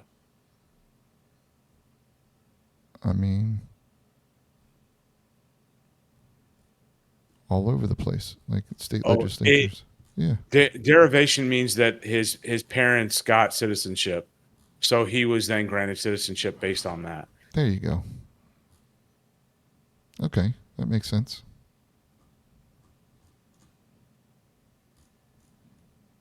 So yeah. Like I said, for me, I would like as many people to have the opportunity to, if they want to engage in public service, they should be able to do that. They And should be able to do if that. the people and if the people want to elect them, like I think we should put as few rules in place as possible to to restrict that. Okay, so I'm gonna and they have to live in the state that they're in, that they're Oh representing. yeah, What about living in the district that they're representing? if they're a congressman, yeah, The House of Representatives, do they yeah. have to live in the district that they are representing?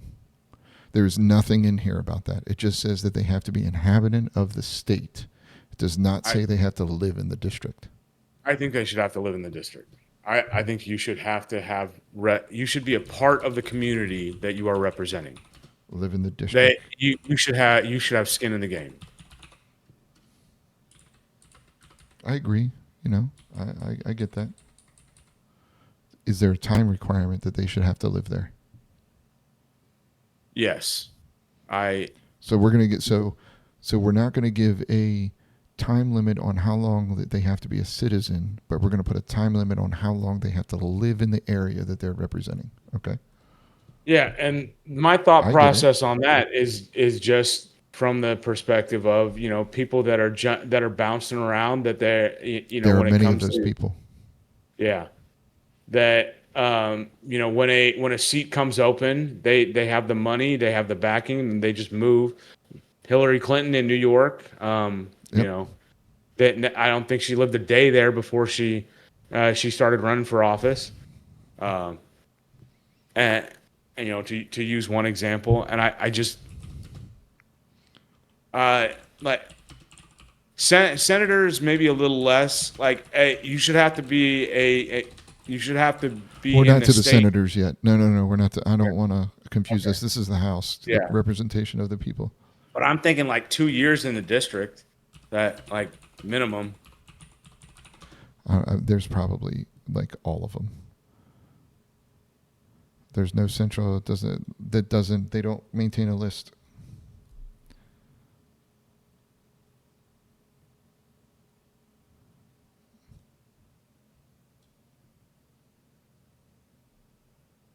Why is the math not mathing for me here? Do you see this?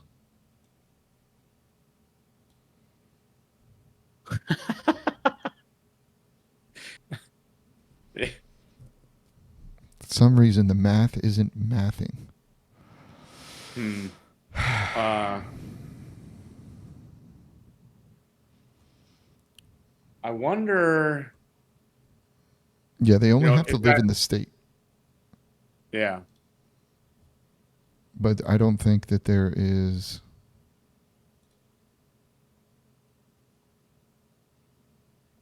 This is a year ago.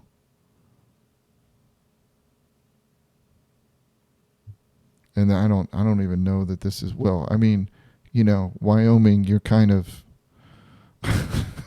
Yeah. Yeah. You're good in Wyoming, right? There's North one Dakota, district. South Dakota, you're good. Yeah. Vermont, you're good.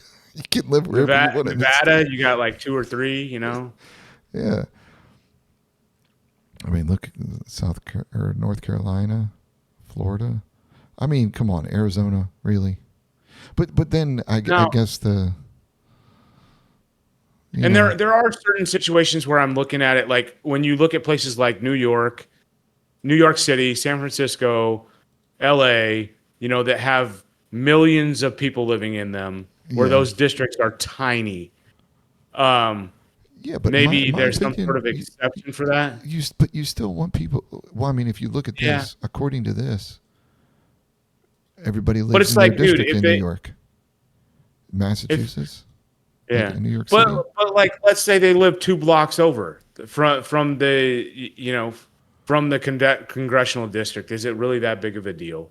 Like, but then I feel like I'm splitting hairs at that point. Well, I mean, Like, okay. and so they should just live in the district. So the person that lives on the other side of Michigan, across the river, You mean the lake?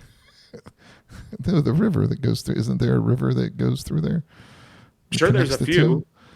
I mean, what Fucking, about I mean, the I can people that find. live on the? Have you seen those parts where it's literally a road and there's a sign that says this is the U.S. and the people that bring their lawn chairs and the Canadians and the people in the U.S. will sit on either side of their like. There's no fence. There's no nothing. It's literally like And they're just sitting on each side of their line, huh? yeah. I mean, you Yeah. could walk across it, but I'm you know I mean if if you take New York, New Jersey, New York, Connecticut, you could be in the same neighborhood on the different side of the state. Yeah. Right. And so this is a map and the stuff in red are the ones that live outside their I, district. I, I mean, take this for what it is. It was a year Yeah. ago.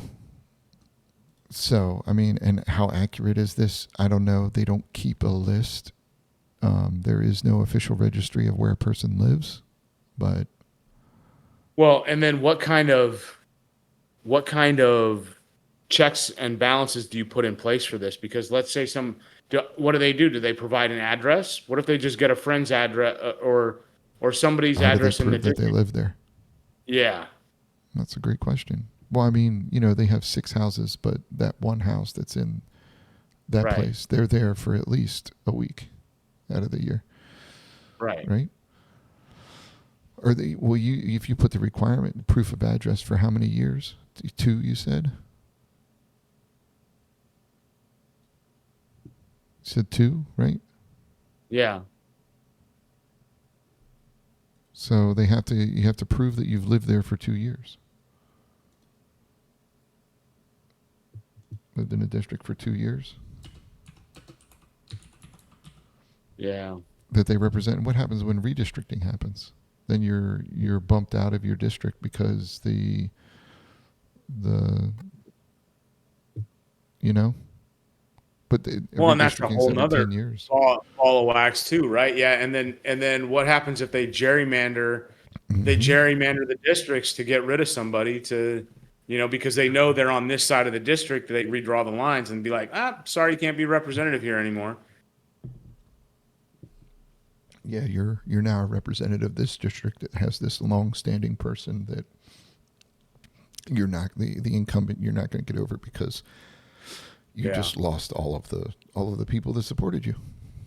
yeah. That you've known and that you've built relationships with for years. And now you can't represent them because somebody decided to redistrict your house. Yeah.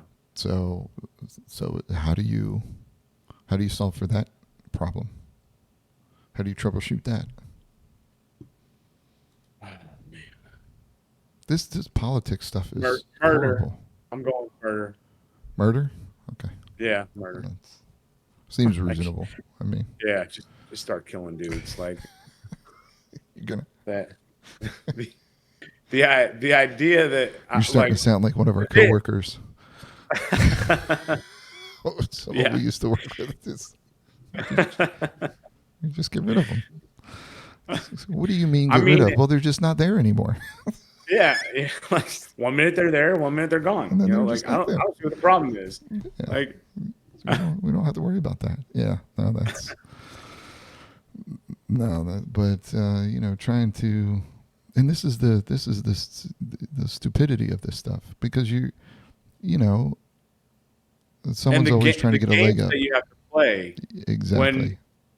you want everybody to try and play as fairly as possible, Yep. Well, but somebody's always going to try to. yeah, and somebody always wants to game the system. Yes. Yes. Somebody always wants to take the easy way out.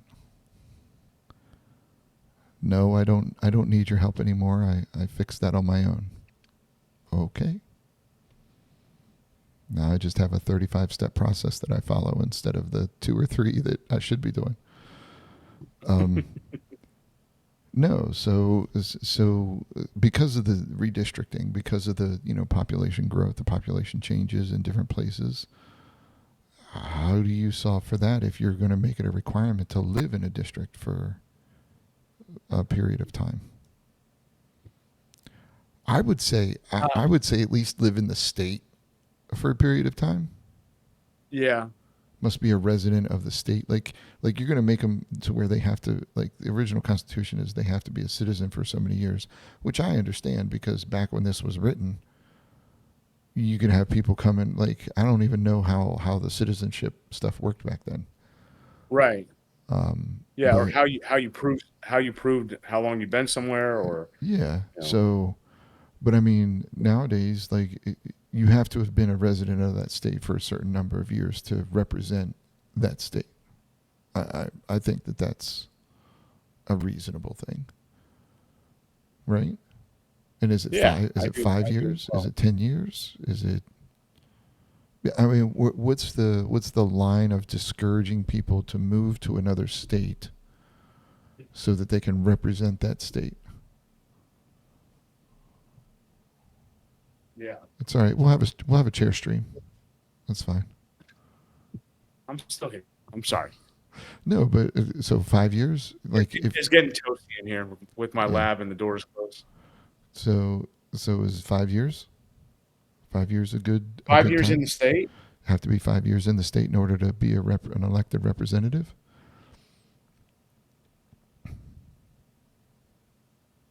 Is that I? 10 years, 15, 45, No, I was thinking not as long. I mean, it, 2 years, a year. it I shouldn't mean, be arbit. For me, I'm just thinking. Okay, 5 years seems arbitrary to me because it's like, yeah. okay, Well, you've it been there a is. year. They all are. You know, All the numbers are arbitrary. Because here's the thing. It's just like it's the same reason you put locks on your door. You don't put locks on your door to keep honest people out. yeah, You put locks on right, your door to keep the dishonest people out. yeah, So when you're talking about anytime the only reason you create a law is to prevent people from doing something that you don't want them to do, and you can't stop them from doing it. There's no intrinsic way to stop somebody from doing something, so you have to create a law. Say no, that's bad. You can't do that. I can't I can't physically stop you. I can't prevent you from doing this. So I'm going to make a law and then you have to follow that law. That's all law is.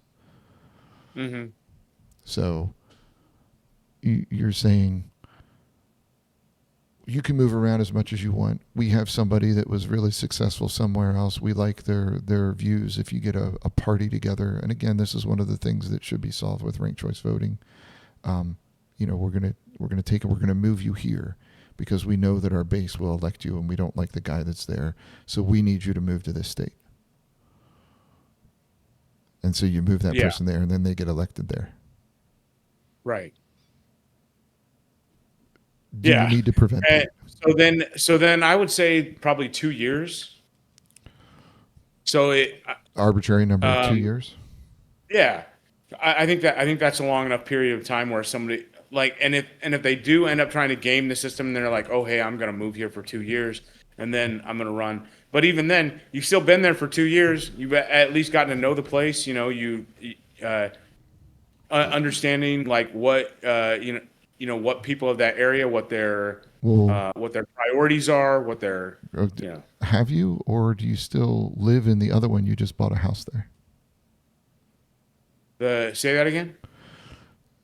Primary residence. Well, Yeah. I have a house there, but I don't live there. I live in my other house that's in my other Yeah, state. it's got to be primary residence, for But me. that's what I'm saying. But how do you Like, prove that? how far do you want to go down this rabbit hole of, hey, well, you have to quote unquote do this, or you have to do that. Like, these are the hoops you got to jump through in order to be able to represent the people that Yeah. are voting for you. To me, primary residence is a big deal because and proving What that you have constitutes a spent primary residence? that you are living in that community, that you are part of that community, that you are representing the people that you live with, and that, like I said, and that you are part of their community. So now you get down into what constitutes a primary residence. Yeah. 6 months out of the year, you got to prove you live there. And we're going to put this in a founding document, a constitutional document. What's your thought? Since you seem to be poo-pooing on No, mine. I'm no, because this is the stuff. The unfortunate part about all of this is if you leave something open to interpretation, people are going to interpret, right? Yeah. So if it just states that I have to be a resident, you know, Yeah. they have to be an inhabitant of that state. It doesn't say that they have to have a resident there. It doesn't. They have to be inhabitant. Like, that's what it says in the Constitution right now. It says they have to be an inhabitant of that state. Hmm. So how do you, like, there's this is where you get to the problem of what do words mean that we had a nice long conversation on last time. Yeah. So, primary residence in the state, 2 years for 2 years that they represent. That's what I mean. I like it. It's my thought that I am going to sit here. We're gonna have all of this stuff rewritten. We're gonna put it all down and do what we think and how we feel about this stuff. And then we need to look at the community, and we're gonna go over this stuff again. This isn't the final be all end all. Like, we're gonna rewrite it. We're gonna go back when we get down far, and we're gonna go, holy crap, man, we really screwed that other thing up. We need to go back and fix that. We need to change this. This doesn't make sense because we're doing it here, or this needs to be taken care of. That's 100%. I think that's okay. It took the congressional or the Continental Congress actually it wasn't even the Congress. It was the people that wrote the Constitution. 4 months, I believe it was, to write the Constitution. Well, and that was all locked in a room, That was every day, only supposedly. focused Yeah, on that. correct. Of creating a government. It was all of these people creating a government, locked in the room every day for however long, to create this Constitution. So, the fact that we're spending a few hours a week, I mean, I'm gonna get obviously, it's the same. Yeah. It's the same, right? Yeah. Yeah, it's exactly the same. Yeah. It's Okay, so not what like neither one of us have other priorities or other things that we're working on either. primary residence in the state 2 years they represent? Okay, 18 years old. Um, citizenship requirement, no time. Um, 18 years old, primary residence for 2 years that they represent. Okay, so that takes care of that part. Um, we still haven't.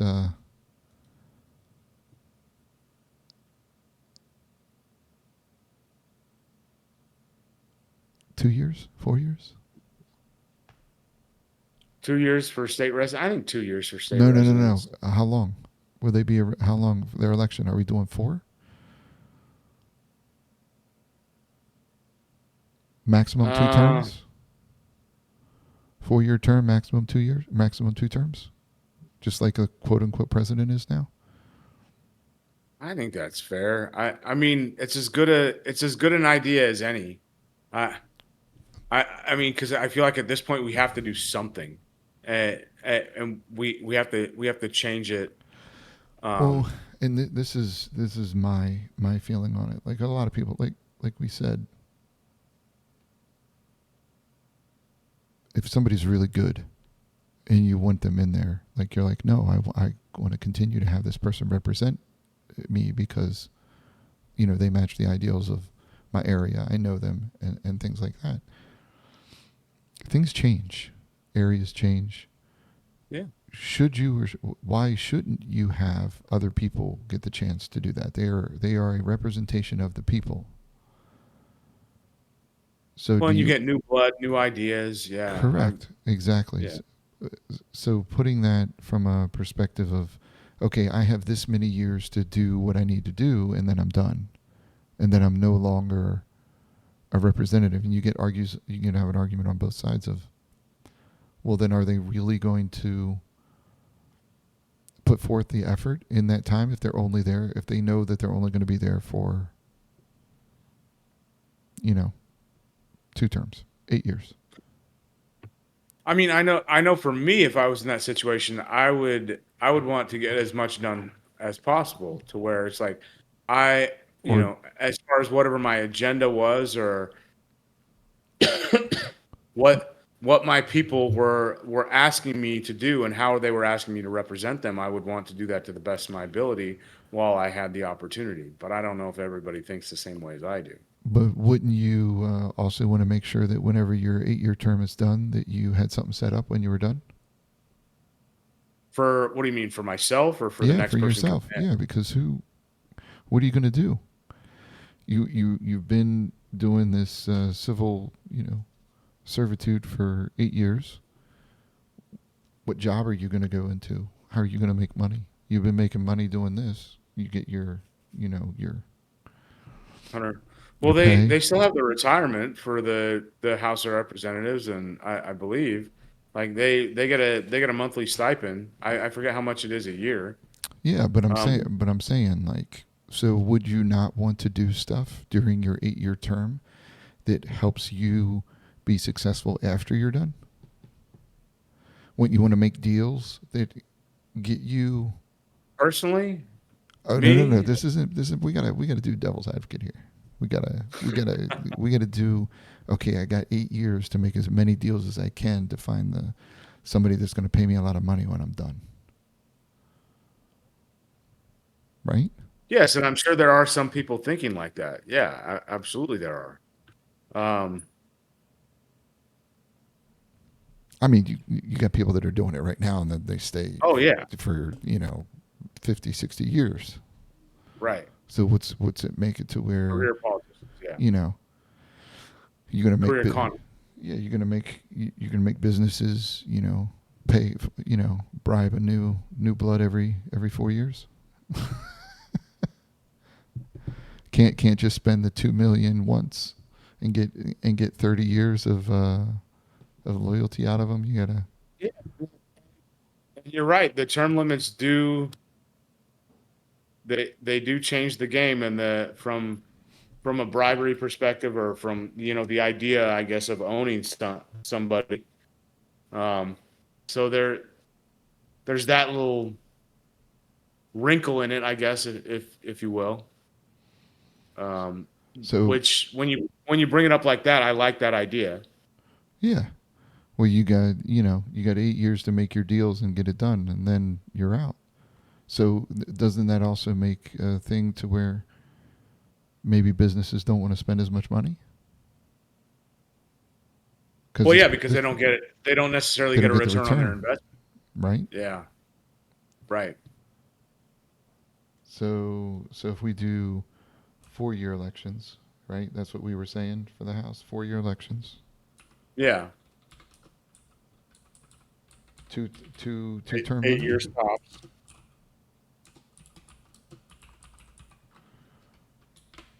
and this is for the people. Okay, so 4-year elections, two-term limit, citizenship requirement, primary residence in the state for 2 years, 18 years old. Um, Obviously, we're gonna, we have to look at redistricting. The enumeration. I would say 10 years census. I think is appropriate, right? I mean, that's what it is Yeah, now. 10 years for a census to do redistricting. Um, yeah. I mean, I feel like the redistricting thing is a whole other ball of worms to like this whole other ball of wax or the that's state this level. thing that we have to unpack Oh yeah. because who gets to decide the redistricting, and it all depends on which party is in power in which state at any given time. Oh When you're yeah. talking about the swing states, and I man, I don't feel like it should be like that. So here you go in the conservative constitution that Mhm. they wrote. Each state, pursuant to legislation adopted in the year following the national census, allocates state representatives by drawing compact and contiguous districts as of nearly equal number of citizens as feasible, provided that Congress may, by vote of 3/5 of both houses, authorize other equitable methods of allocation. So this right here is about redistricting and the Mhm. conservative.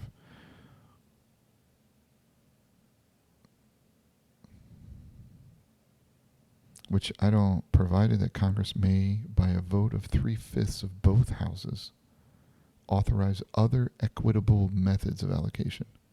So essentially, they have the ability to redistrict if both if both If both houses houses of Congress 3/5. have a 3/5 vote. Yeah. So they'll allocate state representatives by drawing compact and contiguous districts every year after the census.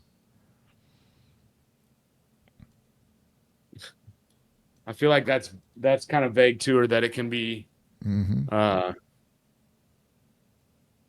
misinterpreted. Because who gets to? How do you decide what's compact and well? I think contiguous is pretty firm. Where it's like you can't like create this little sliver and then jump over it Yeah. because but compact. I mean, eh. Yeah, so this leaves it, the progressive one, 10 years in such a manner that Congress of the United States shall by law direct. And I don't think that that's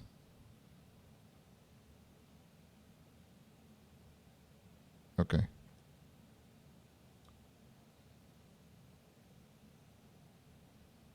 Yeah, there's nothing in the original Constitution about redistricting.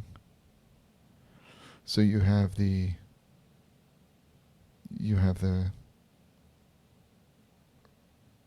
conservative 10 years.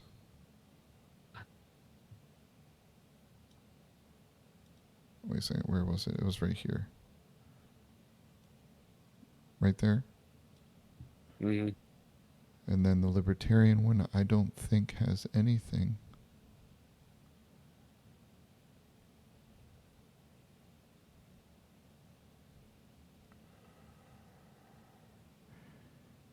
Yeah, I think the only part is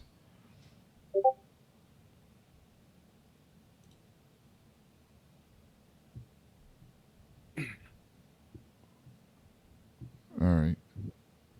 So I'm thinking that for redistricting, and I got your message. Yeah, Okay. we'll wrap it up. It has been a long day here, and we'll have to continue this next week. But let's see if we can't hammer out the this last little bit. Yeah. What what Okay.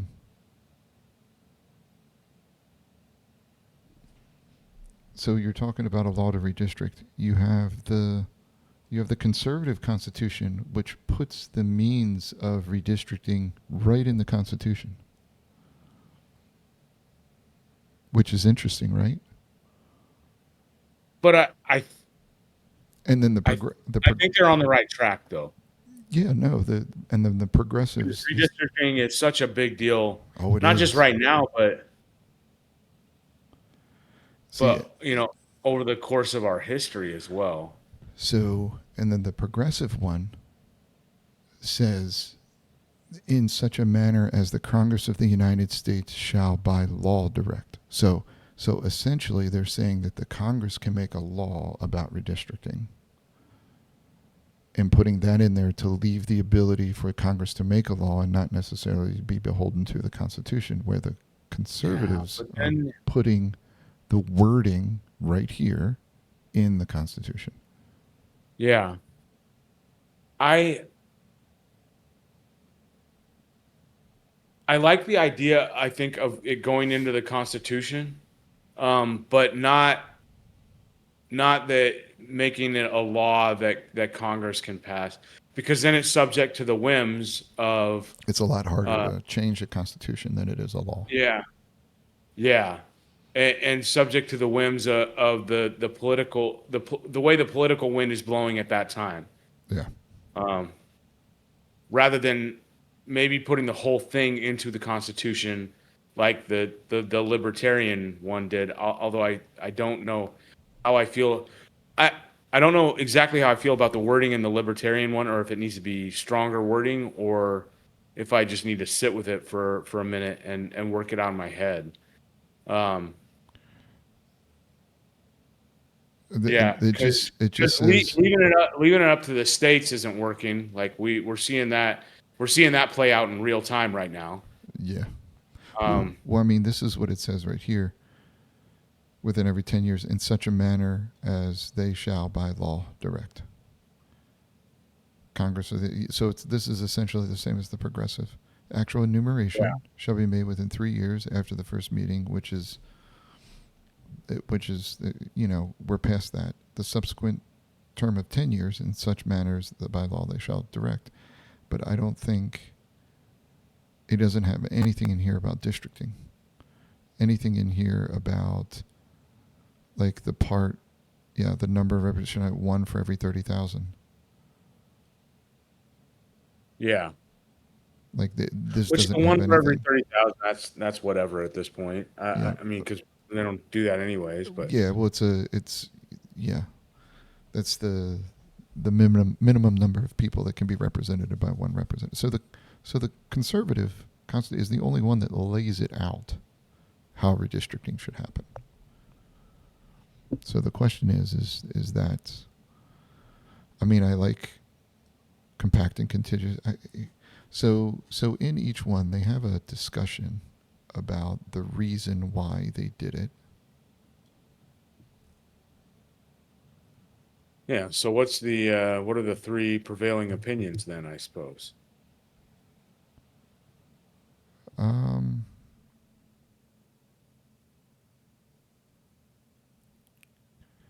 so this is talking about the structure. They essentially want longer terms because that way they're not pandering to short term interests.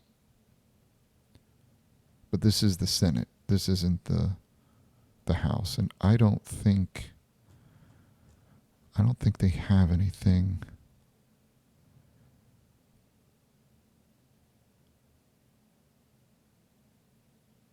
I don't think they have anything about the House.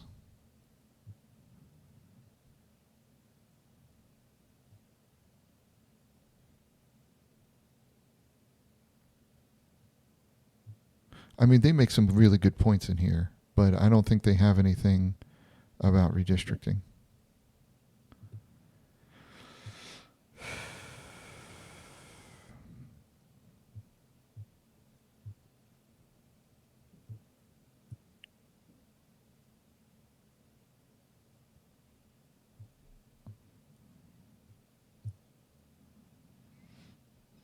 I mean, this is, if 10 million New Yorkers want to restrict hunting or fracking, or increase the minimum wage, they can do so at the city or state level. Yeah. Yeah, they should Yeah. have to secure a nationally distributed majority. That is one of the virtues of the structure of the U.S. Senate. You have to have everybody agree to it. Right.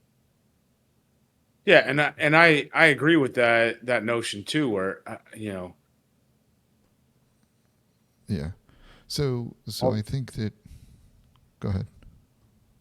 no, I was just thinking about it in the other direction, where it's like, yeah, you have these local issues. If you want gun control and fracking for your area, yeah, do it at the state and local level. If that's what you want for your community, but at the same time, there are also larger problems that um, that cross state lines that are bigger than just that area. That I understand why, like for some reason the only thing coming into my head right now is abortion, where where that kind of sort of where you're talking about like human rights, and rights for everybody, uh, where when you when you take that in what they're saying about the Senate, where it becomes that the Senate can't do anything about those specific situations that are more global, more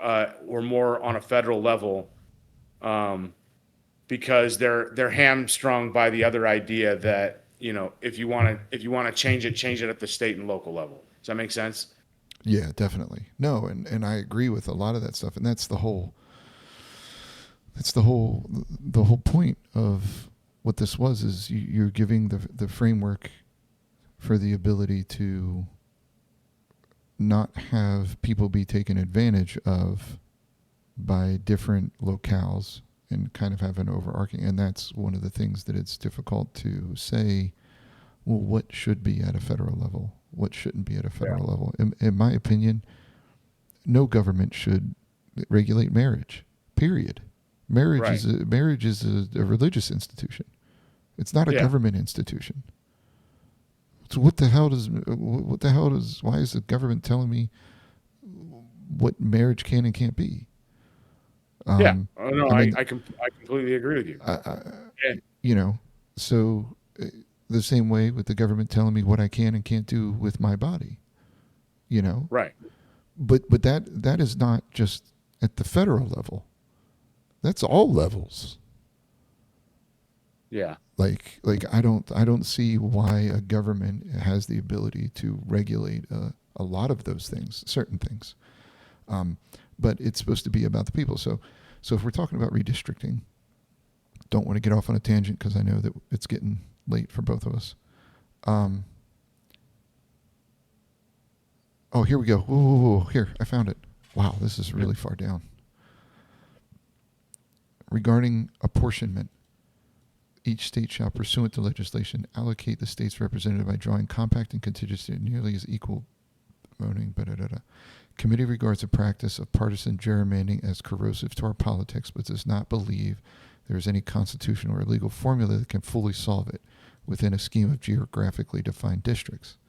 It also recognizes that it's impossible to eliminate all politics from redistricting decisions. Congress, by bipartisan vote of 3/5 of both houses, may experiment with other systems, such as a multi-member elections with ranked choice voting, but may not do so selectively, which would be an invitation to partisan machinations. Skeptical that there is an objective legal solution to the gerrymandering problem, but if so, it should come from the representatives of the people, not from the courts. Formulation pursuant to legislation permits state legislatures to use electoral districting commissions or other devices that may be thought to reduce partisanship in the districting process, but the requirement of renewed action after the decennial census ensures that such mechanisms do not themselves become impervious to democratic reform. just Yeah, like that you were makes saying, sense to me. It's basically saying, hey, this is the best we could do because to there's try no and, solution that we know of. yeah. So I guess the question then becomes, because I'm kind of the same mind, but I'm also wondering is that it's another one of these situations is do we need to find a solution that nobody's thought of? Yeah, is it 2 years? Something new. Is it 7 years? Like, how long should citizenship be, right? Right. But But I feel like there's a lot more at stake than the citizenship. oh, without a doubt. Uh, Like, if you're, and we could probably have a whole podcast just on this. I mean, a whole episode just on this, just on the how do you accurately represent the people, and how do you prevent people from taking advantage of it? yeah. I mean, to prevent people from taking advantage of gerrymandering. And I'm sorry, folks. We're not going to get any further than this. This is the last discussion, and I don't even know if we're going to finish this. But I think So I'm gonna ask ChatGPT. I'm gonna see what okay. see what they say. How would you create an airtight legal system to prevent gerrymandering in the United States? So while it's formulating, these are the things you have to consider. You have the ability through maps at each state, because you have to, whenever you go to register to vote, they can show addresses and where people are and what they are, quote unquote, registered as. So they have the ability through AI or whatever to redistrict maps to benefit certain political affiliations based on the information they get from registered voters. So the question is who's put in charge of that? Should somebody that can see those maps and what people are registered to vote as, should that information be allowed in the redistricting? Like, okay, you have a city that's got 4 million people within a beltway, and then you have a total of 2 million people that live outside the beltway. Are you splitting the city into different sections, or do you make the whole city and then multiple sections around? Like, I have never been involved as a constituent or a citizen involved in any type of understanding what redistricting even means. Like, Yeah. it's never been voted on. I've never seen anything about redistricting on a ballot that I can remember. So there's some good ideas in here. I think anyways. The first thing that he starts off it starts off saying is a constitutional amendment, congressional and legislative district boundaries shall be drawn by independent commissions according Yeah. to uniform, neutral, and transparent criteria. No district shall be drawn for the purpose or effect of unduly favoring a or disfavoring any political party or candidate. Yep. I mean, that's pretty straightforward. The other thing they talk about is an independent redistricting commission that has well, no, they're saying 9 members, 3 from each major party, and then 3 independents. You see, but this is You all put based it, on a two-party system. which bothers me. But I think the best idea that I like is a publicly available algorithm. Use a public domain open source algorithm developed by a consortium of university and civil rights groups. Input data, census blocks, population geography, and output maps are published for everyone to replicate. Statistical fairness test. Yeah. For the country So, across the board. yeah. I like that. Everybody, like, if you can get an algorithm or whatever that requires certain things, but then it also leaves it for you. Well, okay, so there's good and bad. You have one place that you have oversight. You have oversight on one thing rather than 50 different things. Yeah. Um, and then, but it's also a single point of failure. Put it in a blockchain. All map iterations and deliberations are stored in a public blockchain ledger for traceability. As they're changed, they get an. Yep. That makes sense. But what I'm saying is I mean, a blockchain. You're talking about the algorithm being in the blockchain. So so, I would, so it says a public domain open source algorithm. So that means that yes, the algorithm would be available for for anybody to anyone look to at. see. So Exactly. that, yeah, so whether it's written in Java or C++ or whatever it is, that you can go get that code and look And through run the it entire yourself. thing. And run it Yeah, yourself. yeah. So that would Compile it so yourself. so this is what you're saying is this is a trust but verify situation Yeah, to where you can have the electronic, hey, we put in the information, these are the districts they gave us, and then somebody could say, okay, I'm going to take your code, go over here, I'm going to do it myself yep. and see if And I I'm get going the to same use the thing, exact same data points and make sure that I get that I get the and same within yeah within a certain, like, let's say a 0.1% of, yeah, deviation, I'm going to get the same results. yeah. And if I don't, we have a problem here. Well, I mean, and you would have to create a, so this would be something, I don't think that you would necessarily put this in the Constitution. I mean, you could in a day and age now to where that is something that is, it could be understood. You know, Yeah, I think you would almost have to add a section. But this is just for the House of Representatives. This is what's crazy is you're doing this just for one representative, like one representative body, of saying how yeah. those representatives are selected or what they represent. But if we don't do it, Oh the no, no, no, no. alternative is to what we're seeing right now, which is absolutely awful. Where you've Yeah, got Texas threatening gerrymandering, and then California says, "Well, if you're going to do that, I'm going to do this." yeah. Well, you got it. Multiple states now are Yeah, in the whole redistricting thing. Cal, uh, North Carolina did theirs a couple years ago, and it's absolutely atrocious. I mean, yeah, I just showed it not too long ago. Their lines are all kinds of hilarious. yeah. Where it's like you got this little bump out here that goes Hmm. around a blue city or whatever. Oh Or yeah, yeah, I mean, this to me seems like the way to go. Like, what, and it's really what we've been, kind of dancing around and talking about, is where, transparency through technology, through, making the data available, making the process available to anyone, so that they can understand it and do it themselves. so so they have at the Princeton, is it, yeah, Princeton. I don't know if you can see. Pull up the, yeah, I can see it. So redistricting report card. Red's bad. I'm Red is guessing. red is bad. But the Red thing bad. that I find funny about this is North Dakota. Don't they have like two districts? They have one. They have one representative. How, how's that work then? Like, I like don't know.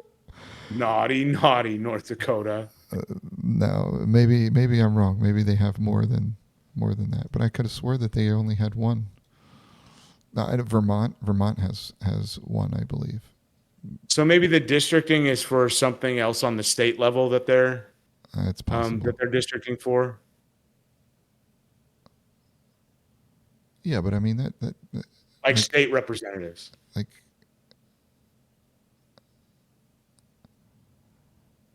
I mean, you know. But yeah, Ohio's Well, bad. dude, look at that thing in North. Go back to the North Dakota thing. I'm curious. Like, they're right in the middle of the town. There's four different districts. They basically split the town, like, into four, right through the middle, or in thirds. You see that? Talking about That one. Bismarck. No, go up. Go back out. Oh, this one. Oh, the one up there. Yeah, right there. Well, that's And then there's one right there. Oh right in the yeah, and middle. look at that garbage right there. Yeah. Well, I mean, that's your Oh, distribution that's of people. Minot, and that's Minot Air Force Base. So that makes sense. Yeah, Bismarck is another good one here. Yeah. Wow. But no, the like like if you look at North Carolina, You got a straight up F, bro. like it's yeah, yeah. It's just like if you look at this stuff, okay, Charlotte is a progressive city, Yeah. and so is Raleigh, so is Durham, Chapel Hill. Like most of your cities are always going to be progressive, but Right. it's funny how okay, so they just lumped everybody in rather than splitting the city up, um, and Yeah. then Well, you because know they want yeah, they wanted them relegated to specific like districts, and they wanted like everything else to be red. like how is that? I don't. Yeah. Right. That's definitely not contiguous. You have an island. I don't. Yeah. But yeah, I mean, and that's what they do. They go and they get and don't get me wrong. North Carolina is very rural. Like outside of the cities, it is very rural. Yeah. But the fact that you're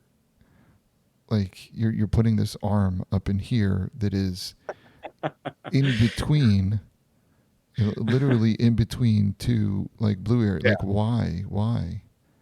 Well, and we both know the answer. You know. Yeah. Oh yeah. So it's very interesting because this is what's funny to me. This this is a county split in two. I don't understand why you wouldn't do counties. Yeah.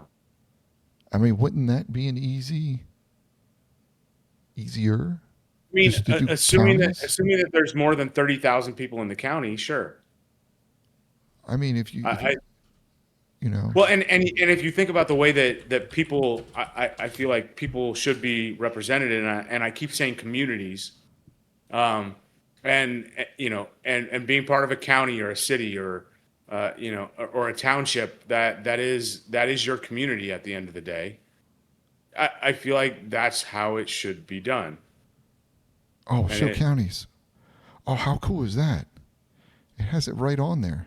I missed that button. uh, So yeah, like you're just going to take this whole section out of this county, right? right,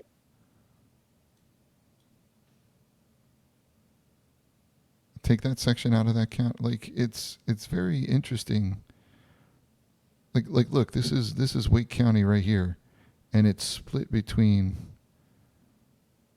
these two districts, and then this one. Yeah, I mean that's crazy. One county split between one, two, three, four districts. Like I mean maybe, and don't get me wrong. I mean you're gonna have. Yeah, I mean Mecklenburg County is split as well, but you know it's yeah. I don't know. It's if we do the if you do that algorithm. So the question is do you put wording from that in the Constitution, or do you say based on law? Like, do you put wording in an independent organization creates, must create or redistricting must be based on an algorithm that is an open source algorithm that is, has to be, must be created and defined within, you know, and used by the next census, whatever. yeah. I mean, Yeah. me personally, like I like the idea of the wording I being in there. yeah, me too, because the laws can be changed, and then they a lot easier than a constitution can. Yeah. And yeah, the idea that you get a new Congress every 2, 4, 6 years or whatever it is, and the political winds change, and then they just take that out and then go back to what? Like Yeah. I'd rather have it in there. So, I mean, and it would be used, it would using the census data that's provided, every 10 years, and redistricting happens based on census data for all 50 states. You Hmm. could, you would have to put wording in there based on and it has to be, you have to put wording about what information is used as well. You can't leave that open to interpretation of what information you could use, because that's Yeah. going to leave the opportunity for people to say, oh, well, it doesn't specifically say we can't use race. It doesn't specifically say we can't use Right. income. It doesn't specifically say we can't. Like they're going to try to find ways to separate. Like they're going to try to Yeah. find ways to group people and then do that Right. separation. So we'd have to do that. Yeah. All right. Yeah. They're gonna use ways to quantify people in a certain way that they think that is going to benefit them in some way. Correct. So can you send me the wording that you got Yeah. from Yeah. ChatGPT and see if Yeah. we can't. We'll see if we can't format that in some way to put into a constitutional document um, based on open source.